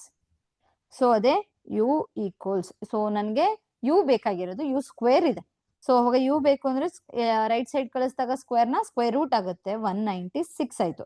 So U equals square root of 196 ಅಂದ್ರೆ ನಮ್ಗೆ ವ್ಯಾಲ್ಯೂ ಗೊತ್ತಿದೆ ಏನು, 14 metre per second. So initial velocity ಎಷ್ಟು ಇತ್ತು ಅಂದ್ರೆ 14 ಮೀಟರ್ ಪರ್ ಸೆಕೆಂಡ್ ಅಲ್ಲಿ ಆ ಆಬ್ಜೆಕ್ಟ್ ನ ಮೇಲ್ಗಡೆ ಥ್ರೋ ಮಾಡಿರೋಂಥದ್ದು. ಓಕೆನಾ. ಸೊ 14 ಇಂಟು 14 ಮಾಡಿದಾಗ 196 ಬರುತ್ತೆ. ಸೊ 14 ಸ್ಕ್ವೇರ್ ಅಂತ ಇರುತ್ತೆ. ಸೊ ಸ್ಕ್ವೇರ್ ರೂಟ್ ಕ್ಯಾನ್ಸಲ್ ಆಗಿ ನಮ್ಗೆ 14 ಅಷ್ಟೇ ಉಳ್ಕೊಳ್ಳುವಂಥದ್ದು. ಸೊ ಇದು ಇನಿಷಿಯಲ್ ವೆಲಾಸಿಟಿನ ಫೈಂಡ್ ಔಟ್ ಮಾಡಿರೋದು. ಸೊ ನೆಕ್ಸ್ಟ್ ಹೇಳಿದ್ದಾರೆ, ಇನ್ನೊಂದು ಏನ್ ಹೇಳಿದ್ದಾರೆ, ಇಲ್ಲೇ ಸಾಲ್ವ್ ಮಾಡ್ತೀನಿ. ಸೊ ಸೆಕೆಂಡ್ ಒನ್ ಟೈಮ್ ನ ಫೈಂಡ್ ಔಟ್ ಮಾಡಕ್ ಹೇಳಿದ್ದಾರೆ. ಸೊ ಟೈಮ್ ನ ನಾವೀಗ ಈಸಿಯಾಗಿ ಇದೆ ಇಕ್ವೇಶನ್ ನ ಯೂಸ್ ಮಾಡ್ಕೋಬಹುದು, V is equal to U plus G T. Because ಇಲ್ಲಿ ನಮ್ಗೆ ವಿ ಕೂಡ ಗೊತ್ತಿದೆ, ಯು ಕೂಡ ಗೊತ್ತಿದೆ ಅಲ್ವಾ. ಸೊ ವಿ 0, ಯು ಅಂದ್ರೆ 14 ಪ್ಲಸ್ -9.8 ಇಂಟು ಟಿ ಹಾಗೆ ಬರ್ಕೊಂತೀನಿ. ಸೊ ನಾನು ಟಿ ವ್ಯಾಲ್ಯೂ ಫೈಂಡ್ ಔಟ್ ಮಾಡ್ಬೇಕಾಗಿರೋದು. ಟಿ ನಾನೇ ಲೆಫ್ಟ್ ಸೈಡ್ ತಗೋಬಿಡ್ತೀನಿ. ಇಲ್ಲಿ -9.8 ಇಂಟು ಟಿ ಇರೋದು ಏನಾಗುತ್ತೆ, ಪ್ಲಸ್ ಆಗುತ್ತೆ ಅಲ್ವಾ. So 9.8 T is equal to 14. So T ಎಷ್ಟೇ ಬೇಕು ಅಂದ್ರೆ ಏನ್ ಮಾಡ್ತೀನಿ, ಟಿ ಈಕ್ವಲ್ಸ್ 14/9.8 ಆಯ್ತು. ಸೊ ಡಿನಾಮಿನೇಟರ್ ಅಲ್ಲಿ 9.8 ಇದೆ, ಮೇಲ್ಗಡೆ 14 ಇದೆ. ಹೇಗೆ ಅಂತಂದಾಗ ನಾವು ಬೇಕಾದ್ರೆ ಇಂಟು 10 ಮಾಡ್ಕೊಂಡ್ರೆ ನಮ್ಗೆ ಏನಾಗುತ್ತೆ, ಟಿ ಇಸ್ ಈಕ್ವಲ್ ಟು 140/98 ಆಗುತ್ತೆ. ಸೊ 140/98 ಕ್ಯಾಲ್ಕುಲೇಟ್ ಮಾಡಿದಾಗ ನಮಗೆ 10/7 ಸಿಗುತ್ತೆ. 2 ಇಂದನೇ ಫಸ್ಟ್ ಸಿಂಪ್ಲರ್ ನಂಬರ್ ಇಂದನೇ ಮಾಡ್ಕೊಂಡು ಹೋಗಿ ಬೇಕಾದ್ರೆ ಸಿಗುತ್ತೆ. So next T is equal to 10/7. So 10/7 ನಾವು ಡಿವೈಡ್ ಮಾಡಿದಾಗ ನಮ್ಗೆ ಫೈನಲಿ 1.42 ಸೆಕೆಂಡ್ 1.42 ಸೆಕೆಂಡ್ ಸಿಗುತ್ತೆ. ಸೊ ಟಿ ವ್ಯಾಲ್ಯೂ ಎಷ್ಟು, 1.42 ಸೆಕೆಂಡ್ಸ್. ಓಕೆನಾ. ಸೊ ಹೈಯೆಸ್ಟ್ ಪಾಯಿಂಟ್ ನ ರೀಚ್ ಆಗಕ್ಕೆ ಎಷ್ಟು ಟೈಮ್ ತಗೊಂಡಿದೆ ಅಂತಂದ್ರೆ 1.42 ಸೆಕೆಂಡ್ಸ್ ನ ತಗೊಂಡಿದೆ ಅಂತ ಅರ್ಥ ಆಬ್ಜೆಕ್ಟ್. ಸೊ ಇದಿಷ್ಟು ಬಂದು ಸೆಕೆಂಡ್ ಪ್ರಾಬ್ಲಮ್. ಸೊ ಇಲ್ಲಿ ಥರ್ಡ್ ಫೋರ್ತ್ ಇನ್ನು 2 ಪ್ರಾಬ್ಲಮ್ ಇದೆ. ಆ ಪ್ರಾಬ್ಲಮ್ ನ ನಿಮ್ಗೆ ಶೋ ಮಾಡ್ತೀನಿ ಯಾವಾಗ ಅಂತಂದ್ರೆ ಇನ್ನೊಂದು ಕಾನ್ಸೆಪ್ಟ್ ಇದೆ. ಸೊ ಆ ಕಾನ್ಸೆಪ್ಟ್ ನ ಮುಗಿಸಿ ಇಲ್ಲಿ ಗೂಗಲ್ ಫಾರ್ಮ್ ಫಿಲ್ ಮಾಡ್ತಿರ್ತೀರಲ್ವಾ, ಸೊ ಆ ಟೈಮಲ್ಲಿ ಇದನ್ನ ಹೋಮ್ವರ್ಕ್ ಆಗಿ ನಿಮ್ಗೆ ಸಾಲ್ವ್ ಮಾಡ್ತಾ ಹೋಗೋಣ. ಸೊ ಇದೆರಡು ಕೂಡ ನಿಮ್ಗೆ ಇದೆ. ಸೊ ಅದ್ರ ನೆಕ್ಸ್ಟ್ ಇನ್ನೊಂದು ಸ್ಮಾಲ್ ಕಾನ್ಸೆಪ್ಟ್ ಇದೆ, ಏನು, ಮಾಸ್ ಮತ್ತೆ ವೆಯ್ಟ್. ಸೊ ಮಾಸ್ ವೆಯ್ಟ್ ತುಂಬಾ ಜನ ಗೊತ್ತಿರುತ್ತೆ, ಹಾಗೆ ಕನ್ಫ್ಯೂಷನ್ಸ್ ಕೂಡ ಇರುತ್ತೆ, ಎಲ್ಲ ಕೂಡ ಮಿಕ್ಸ್ ಆಗಿರುತ್ತೆ ಮಾಸ್ ಮತ್ತೆ ವೆಯ್ಟ್ ಬಗ್ಗೆ. ಸೊ ನೆಕ್ಸ್ಟ್ ಗುರುವಾರ 7th 8th ಕ್ಲಾಸ್ ಇರುತ್ತೆ ಅಲ್ವಾ. ಸೊ ಅಲ್ಲಿ ನಾನು ಫ್ಲೋಟೇಶನ್ ಅನ್ನೋ ಕಾನ್ಸೆಪ್ಟ್ ನ 7th 8th ಅಲ್ಲಿ ಕ್ಲಾಸ್ ತಗೋತೀನಿ. ನೀವು ಕೂಡ ಜಾಯ್ನ್ ಆಗ್ಬೋದು. ಏನಕ್ಕೆ ಅಂತಂದ್ರೆ 9th ಎಗೇನ್ ಆ ಕ್ಲಾಸ್ ನ ಮಾಡಕ್ ಹೋಗಲ್ಲ. ಸೊ ಅಲ್ಲಿ ಏನ್ ಕ್ಲಾಸ್ ಇರುತ್ತೋ ಅದೇ ಕ್ಲಾಸ್ ಇಬ್ರಿಗೂ ಸೇಮ್ ಆಗಿರುತ್ತೆ. ಸೊ ನೀವು ಅಲ್ಲೇ ಅಟೆಂಡ್ ಆದ್ರೆ ನಮ್ಗೆ ಎಕ್ಸಾಮ್ ನಿಯರ್ಲಿ ಬರ್ತಿರೋದ್ರಿಂದ ಕ್ಲಾಸಸ್ ಸ್ಲಾಟೆಡ್ ಕಮ್ಮಿ ಸಿಗ್ತಾ ಹೋಗುತ್ತೆ. ಸೊ ಹಾಗಾಗಿ ಈ ಫ್ಲೋಟೇಶನ್ ಮತ್ತೆ ರಿಪೀಟ್ ಮಾಡಕ್ ಹೋಗಲ್ಲ. 8th ಏನ್ ಮಾಡಿರ್ತೀನೋ ಅಲ್ಲೇನೆ. ಸೊ ಅಲ್ಲಿ ಇನ್ ಡೀಟೇಲ್ ಆಗಿ ಮಾಸ್ ಮತ್ತೆ ವೆಯ್ಟ್ ಬಗ್ಗೆ ತುಂಬಾ ಇನ್ ಡೀಟೇಲ್ ಆಗಿ ಡಿಸ್ಕಸ್ ಮಾಡೋಣ. ಸೊ ಇಲ್ಲೇನು ನಾನು ಜಸ್ಟ್ ಡಿಫ್ರೆನ್ಸ್ ತರ ಹಾಕೊಂಡಿದ್ದೀನಿ ಆಯ್ತಾ. ಸೊ ಗುರುವಾರ ಏನ್ ಕ್ಲಾಸ್ ಇದೆ ಅಲ್ಲಿ ಅಟೆಂಡ್ ಆದ್ರೆ ನಿಮಗೆ ಮಾಸ್ ಮತ್ತೆ ವೆಯ್ಟ್ ಕ್ಲಾರಿಫಿಕೇಶನ್ ಸಿಗುತ್ತೆ, ಜೊತೆಗೆ ಫ್ಲೋಟೇಶನ್ ಅನ್ನೋ ಟಾಪಿಕ್ ನಿಮ್ಗೂ ಕೂಡ ಬೇಕು. ಸೊ ಅಲ್ಲೇ ಜಾಯ್ನ್ ಆದ್ರೆ ಆಯ್ತು. ಸೊ ಮಾಸ್ ಮತ್ತೆ ವೆಯ್ಟ್ ಅಂತಿದೆ. ಸೊ ಮಾಸ್ ಅಂದ್ರೆ ಕೆಲವರಿಗೆ ಅನ್ಕೊಂಡಿರ್ತಾರೆ ಕೆಜಿಲಿ ನಾವ್ ಹೇಳೋಂಥದ್ದು. ಸೊ ವೆಯ್ಟ್ ಅಂತಂದ್ರೆ ನಮ್ದೇನು, ಈಗ ನೀವು 25 kg ಇದ್ದೀರಾ, 60 kg ಇದ್ದೀರಾ, ಇದನ್ನೆಲ್ಲ ನೀವೇನ್ ಹೇಳ್ತೀರಾ, ನನ್ ವೆಯ್ಟ್ 25 kg, ನನ್ ವೆಯ್ಟ್ 50 kg ಈ ತರ ಹೇಳ್ತಿರ್ತೀರಾ ಅಲ್ವಾ. ಸೊ ಅದು ಯಾವುದು ವೆಯ್ಟ್ ಅಲ್ಲ, ಅದೆಲ್ಲ ಮಾಸ್. ಓಕೆನಾ. ಸೊ ಕೆಜಿ, ಗ್ರಾಮ್ ಇದ್ರಲ್ಲೆಲ್ಲ ನೋಡುವಂಥದ್ದು ನಾವು ಮಾಸ್. ಸೊ ವೆಯ್ಟ್ ಅಂತ ನೋಡಿದಾಗ ವೆಯ್ಟ್ ನ ನಾವು ನ್ಯೂಟನ್ ಅಲ್ಲಿ ನೋಡ್ತೀವಿ.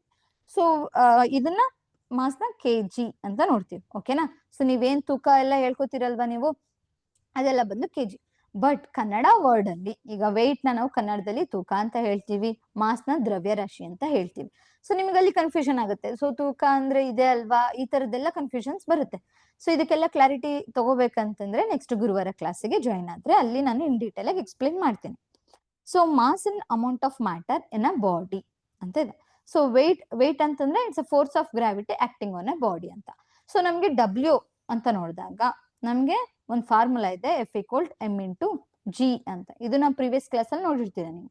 So weight equals mass into gravity ಅಂತ.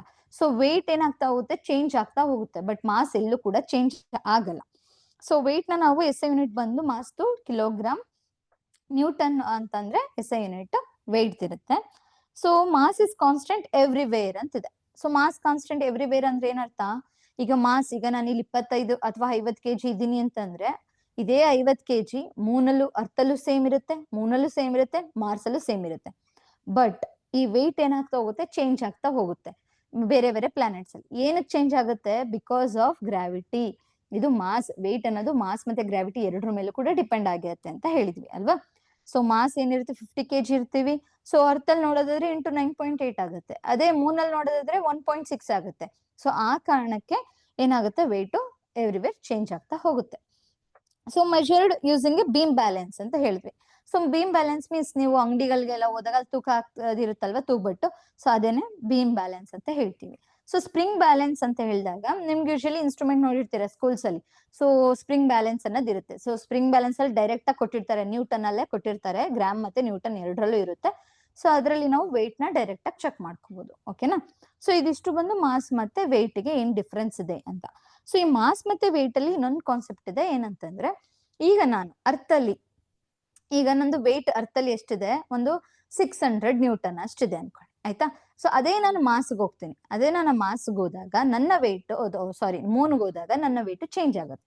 ಸೊ ಅದೆಷ್ಟು ಚೇಂಜ್ ಆಗುತ್ತೆ ಅನ್ನೋದಕ್ಕೊಂದಿದೆ. So weight of an object on the moon ಅಂತ ನೋಡಿದಾಗ, so weight of object on the moon equals 1/6 into its weight of the earth ಅಂತಿದೆ. So ಇದ್ರ ಅರ್ಥ ಏನು ಅಂತ ನೋಡೋದಾದ್ರೆ, ಈಗ ನಾನಿಲ್ಲಿ ಒಂದು 600 ನ್ಯೂಟನ್ ಇದ್ದೀನಿ ಅಂತ ಅಂದ್ರೆ, ಅರ್ತಿಗೆ ಮೂನಿಗೆ ಹೋದಾಗ ನಾನು 6 ಟೈಮ್ಸ್ ಕಮ್ಮಿ ಇರ್ತೀನಿ ಇಲ್ಲಿಗಿಂತ, ಅರ್ತಿಗಿಂತ ಮೂನಲ್ಲಿ ಏನಾಗಿರ್ತೀನಿ, ಕಮ್ಮಿ ಇರ್ತೀನಿ, 6 ಟೈಮ್ಸ್ ಕಮ್ಮಿ ಇರ್ತೀನಿ. ಓಕೆನಾ? ಸೊ ಅದ್ರ ಅರ್ಥನೇ ಇದು. ಇದನ್ನ ನಾವು ಶಾರ್ಟ್ ಆಗಿ ಬರ್ಕೋಬೇಕಂದಾಗ WM ಈಕ್ವಲ್ಸ್ 1/6 ಇಂಟು WE ಅಂತ ಬರ್ಕೋಬಹುದು. ಓಕೆನಾ? ಸೊ ನಾನು ಹೇಳ್ದೆ ಇಲ್ಲಿ ನಂದು ವೇಟ್ ಆಫ್ ದ ಮೂನ್, ಇಲ್ಲಿ ಏನಾದ್ರು ನಾನು ವೇಟ್ 600 ಇರ್ತೀನಿ ಅಂತಂದ್ರೆ 600 ನ್ಯೂಟನ್. ಸೊ ಡಿವೈಡೆಡ್ ಬೈ 6 ಮಾಡಿದ್ರೆ ಏನಾಗುತ್ತೆ? So 6 1s 6 1s, so 100 W weight on Moon in 100 newton ಆಗುತ್ತೆ. ಸೊ ಇದೇ 100 ನ್ಯೂಟನ್ ನಾನು ಇಂಟು 6 ಮಾಡಿದ್ರೆ ನಂಗೆ ಏನ್ ಸಿಗುತ್ತೆ? ನಾನು ಅರ್ಥಲ್ಲಿ ಎಷ್ಟಿದ್ದೀನಿ ಆ ವೇಟ್ ಸಿಗುತ್ತೆ ಅಲ್ವಾ?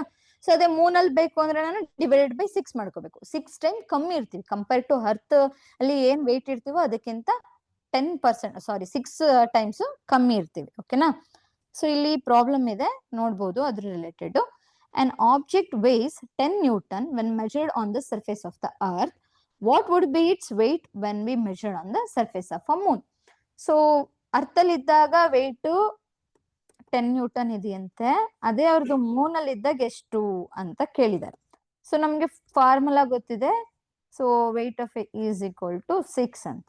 ಸೊ 10/6 ಮಾಡಿದ್ರೆ ನಮ್ಗೆ ನಾವು ಮೂನಲ್ಲಿ ಎಷ್ಟಿದೀವಿ ಅನ್ನೋದು ಗೊತ್ತಾಗುತ್ತೆ. ಸೊ 10/6 ಅಂದ್ರೆ 1.67 ನ್ಯೂಟನ್. ಸೊ ಇದೇ 1.67ಗೆ ಇದು ಮೂನಲ್ಲಿ ಇದೆ ಅಲ್ವಾ, ನಂಗೆ ಅರ್ಥಲ್ಲಿ ಬೇಕು ಅಂದ್ರೆ ಇಂಟು 6 ಮಾಡ್ಕೊಂಡ್ರೆ ಅಗೈನ್ ನನಗೆ 10 ಸಿಗುತ್ತೆ. ಓಕೆನಾ? ಸೊ ಈ ರೀತಿ ಇದೊಂದು ಕಾನ್ಸೆಪ್ಟ್ ಗೊತ್ತಿರಬೇಕು ನಿಮಗೆ. ಸೊ ಇದಿಷ್ಟು ಬಂದು ಇವತ್ತೇನ್ ಡಿಸ್ಕಸ್ ಮಾಡಿದ್ವಿ ಫ್ರೀ ಫಾಲ್ ಬಗ್ಗೆ, ಹಾಗೆ acceleration due to gravity. Next ಅದ್ರ ಮೇಲೆ ಮೋಷನ್ ನೋಡಿದ್ವಿ, motion influence gravitational force. So ಅದ್ರ ರಿಲೇಟೆಡ್ ಪ್ರಾಬ್ಲಮ್ ಸಾಲ್ವ್ ಮಾಡಿದ್ವಿ. ಮಾಸ್ ಮತ್ತೆ ವೆಯ್ಟ್ ಏನು ಡಿಫ್ರೆನ್ಸ್ ಏನು ಅನ್ನೋದ್ರ ಬಗ್ಗೆ ತಿಳ್ಕೊಂಡ್ವಿ. ಜೊತೆಗೆ ಈ ರೀತಿ ಮಾಸ್ ಆಫ್ ಅರ್ತ್ ಗಿಂತ ನಾವು ವೇಟ್ ಆಫ್ ಅರ್ತ್ ಏನಿರ್ತೀವಿ ಸೊ ಅದಕ್ಕಿಂತ ಮೂನಲ್ಲಿ 6 ಟೈಮ್ಸ್ ಕಮ್ಮಿ ಇರ್ತೀವಿ ಅನ್ನೋದ್ರ ಬಗ್ಗೆ ತಿಳ್ಕೊಂಡಿದೀವಿ. ಸೊ ಇದಿಷ್ಟು ಕಾನ್ಸೆಪ್ಟ್ ಮೇಲೆ ಈಗ ಗೂಗಲ್ ಫಾರ್ಮ್ ನ ಚಾಟ್ ಬಾಕ್ಸ್ ಅಲ್ಲಿ ಸೆಂಡ್ ಮಾಡ್ತಾರೆ. ಸೊ ಅಲ್ಲಿ ಏನಿರುತ್ತೆ ಕ್ವಶನ್ಸ್ ಇರುತ್ತೆ, ಅದಕ್ಕೆ ನೀವು ಆನ್ಸರ್ ಮಾಡಿದ್ರೆ ಆಯ್ತು, ರೆಸ್ಪಾನ್ಸ್ ಫಿಲ್ ಮಾಡಿದ್ರೆ. ಸೊ ಇದಿಷ್ಟು ಬಂದು ಇವತ್ತಿನ ಕ್ಲಾಸು. ಸೊ ಗ್ರಾವಿಟೇಷನ್ ಕ್ಲಾಸ್ ಮುಗೀತು ಇವತ್ತಿಗೆ. ಇದ್ರ ರಿಲೇಟೆಡ್ ಪ್ರಾಬ್ಲಮ್ಸ್ ಕೂಡ ಪ್ರೀವಿಯಸ್ ಕ್ಲಾಸ್ ಅಲ್ಲಿ ಯಾವ್ದಾವ್ದು ಮಾಡಿದೀವಿ ಅದನ್ನು ಕೂಡ ನೋಡ್ಕೊಳ್ಳಿ ನೀವು. ಅದ್ರ ರಿಲೇಟೆಡ್ ತುಂಬಾ ಪ್ರಾಬ್ಲಮ್ ಸಿಗ್ತಾ ಹೋಗುತ್ತೆ, ಸರ್ಚ್ ಮಾಡಿ. ನೆಕ್ಸ್ಟ್ ಇದ್ರ ಇವತ್ತಿನ ಕ್ಲಾಸ್ ಕೂಡ ಏನೇನು ಕ್ವಶನ್ಸ್ ಇದೆ ಅದನ್ನು ಕೂಡ ನೋಡ್ಕೊಳ್ಳಿ. ಸೊ ಗೂಗಲ್ ಫಾರ್ಮ್ ಲಿಂಕ್ ಕಳಿಸ್ತಿದ್ದಾರೆ, ಸೊ ಕಳಿಸ್ತಾರೆ ನೋಡಿ. ಈಗ ಓಪನ್ ಆಗ್ತಿದ್ಯಾ ಇಲ್ವಾ ಅಂತ ಚಾಟ್ ಬಾಕ್ಸ್ ಅಲ್ಲಿ ಮೆಸೇಜ್ ಹಾಕ್ಬೋದು. ಸೊ ಜೊತೆಗೆ ನೀವು ನಾನು ಹಂಗೆ ಪ್ರಾಬ್ಲಮ್ಸ್ ಸುಮ್ಮನೆ ಇರೋ ಬದಲು ಪ್ರಾಬ್ಲಮ್ಸ್ ನ ಶೋ ಮಾಡ್ತೀನಿ, ನೀವು ಬೇಕಾದ್ರೆ ಆನ್ಸರ್ನ ಕೂಡ ಚಾಟ್ ಬಾಕ್ಸ್ ಅಲ್ಲಿ ಹಾಕ್ಬೋದು.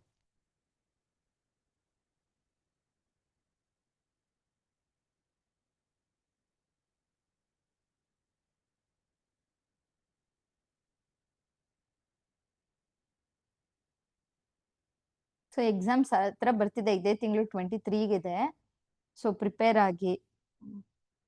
ಸೊ ಸ್ಟಾರ್ಟಿಂಗ್ ಮಾಡಿರೋ ಕ್ಲಾಸಸ್ ಎಲ್ಲ ಮರ್ತೋಗಿದ್ರೆ ಯೂಟ್ಯೂಬ್ ಅಲ್ಲಿ ಸಿಗುತ್ತೆ, ಮತ್ತೆ ಹೋಗಿ ನೋಡ್ತಾ ಹೋಗಿ ಕ್ಲಾಸಸ್ನ.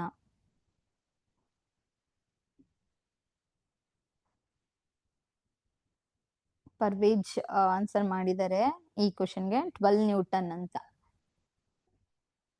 ಗುಡ್, ಕರೆಕ್ಟ್ ಇದೆ. ಓಪನ್ ಆಗುತ್ತೆ, ಟ್ರೈ ಮಾಡಿ. ಓಪನ್ ಆಗಿದೆ ಅಂತ ಮೆಸೇಜ್ ಹಾಕಿದ್ದಾರೆ ಒಬ್ರು.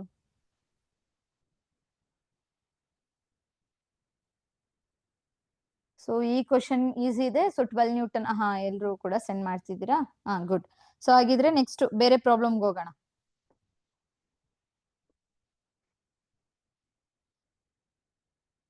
ಸೊ ಸ್ಟಾರ್ಟಿಂಗ್ ಅಲ್ಲಿ ಹೇಳಿದ್ನಲ್ಲ ಯಾವ್ದು ಮೋಷನ್ ಬೇಸ್ ಮೇಲೆ ಪ್ರಾಬ್ಲಮ್ಸ್ ಇದೆ, ಅದನ್ನ ಲಾಸ್ಟ್ ಅಲ್ಲಿ ಡಿಸ್ಪ್ಲೇ ಮಾಡ್ತೀನಿ ಅಂತ. ಸೊ ಸಾಲ್ವ್ ಮಾಡಕ್ಕಾದ್ರೆ ಇವಾಗ ಸಾಲ್ವ್ ಮಾಡಿ ಆನ್ಸರ್ ಹೇಳ್ಬೋದು, ಇಲ್ಲ ಸ್ಕ್ರೀನ್ ಶಾಟ್ ತಗೊಂಡು ನೀವು ಆಮೇಲೆ ಸಾಲ್ವ್ ಮಾಡಿದ್ರು ಆಯ್ತು. ಓಕೆನಾ? ಹಾ ಗುಡ್, 12 ನ್ಯೂಟನ್ ಕರೆಕ್ಟ್ ಇದೆ. 72/6 ಮಾಡಿದಾಗ 12 ಬರುತ್ತೆ. ಓಪನ್ ಯಾರಿಗೂ ಆಗ್ತಿಲ್ವಾ? ಓಪನ್ ಆಗ್ತಿದೆ, ಇನ್ನೊಂದ್ಸಲ ಚೆಕ್ ಮಾಡಿ. ರೆಸ್ಪಾನ್ಸ್ ಬರ್ತಿದೆ.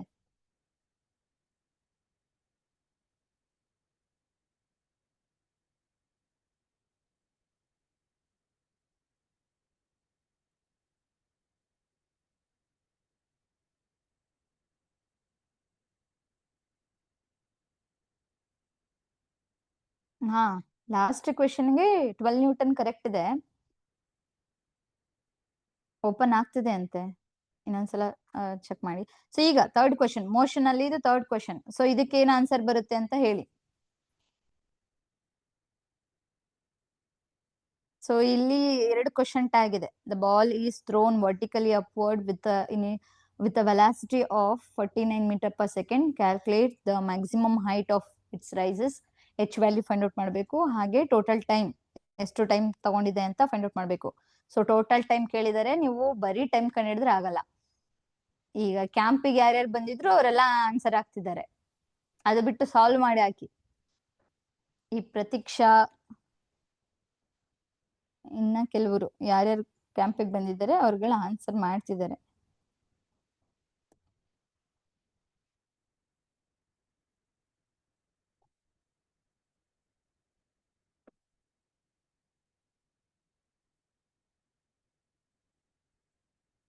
ಇದು ಕರೆಕ್ಟ್ ಇದೆ ಆನ್ಸರ್. ಸೊ ಟೈಮ್ ಬಂದು 10 ಸೆಕೆಂಡ್ಸ್. ಸೊ ಏನಕ್ಕೆ ಅಪ್ವರ್ಡ್ ಹೋಗಕ್ಕೆ ಸೊ 5 ಸೆಕೆಂಡ್ಸ್ ತಗೊಳುತ್ತೆ. ಸೊ ಅಗೈನ್ ಡೌನ್ವರ್ಡ್ ಬರ್ಬೇಕು ಅಂದ್ರೆ ಅಲ್ಲಿ ಟೋಟಲ್ ಟೈಮ್ ಕೇಳಿರೋದ್ರಿಂದ ಡೌನ್ವರ್ಡ್ ಬರ್ಬೇಕಂದಾಗ ಸೊ 10 ಸೆಕೆಂಡ್ಸ್ 5 ಸೆಕೆಂಡ್ಸ್ ಆಗುತ್ತೆ. ಸೊ 5 ಪ್ಲಸ್ ಅಪ್ ಮತ್ತೆ ಡೌನ್ ಎರಡನ್ನು ಕನ್ಸಿಡರ್ ಮಾಡಿದಾಗ 10 ಸೆಕೆಂಡ್ಸ್ ಆಗುತ್ತೆ. ಸೊ ಎಚ್ ಕೂಡ ನಾನು ಆನ್ಸರ್ ಅಷ್ಟೇ ಬರ್ದಿರ್ತೀನಿ, ನೀವೇ ಕ್ಯಾಲ್ಕುಲೇಟ್ ಮಾಡ್ತಿರೋದ್ರಿಂದ ನಾನು ಆನ್ಸರ್ ಅಷ್ಟೇ ಬರ್ದಿರ್ತೀನಿ. So H is equal to 2 ಎಷ್ಟಿದೆ ಆನ್ಸರು? 225, ಸಾರಿ 1.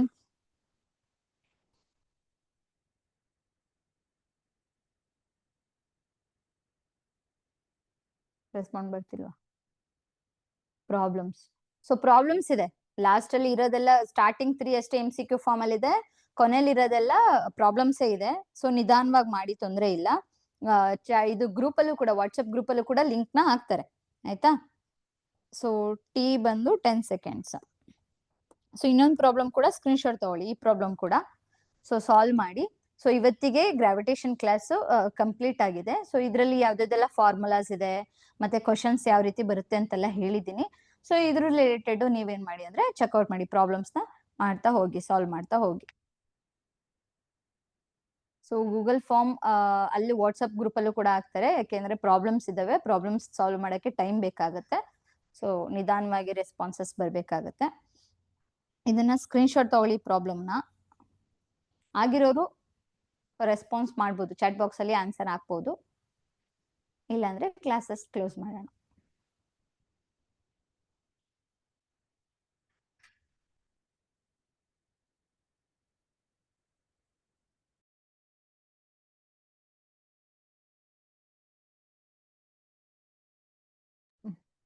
Thank you. ಇವತ್ತಿನ ಕ್ಲಾಸ್ ಮುಗ್ದಿದೆ. Thank you.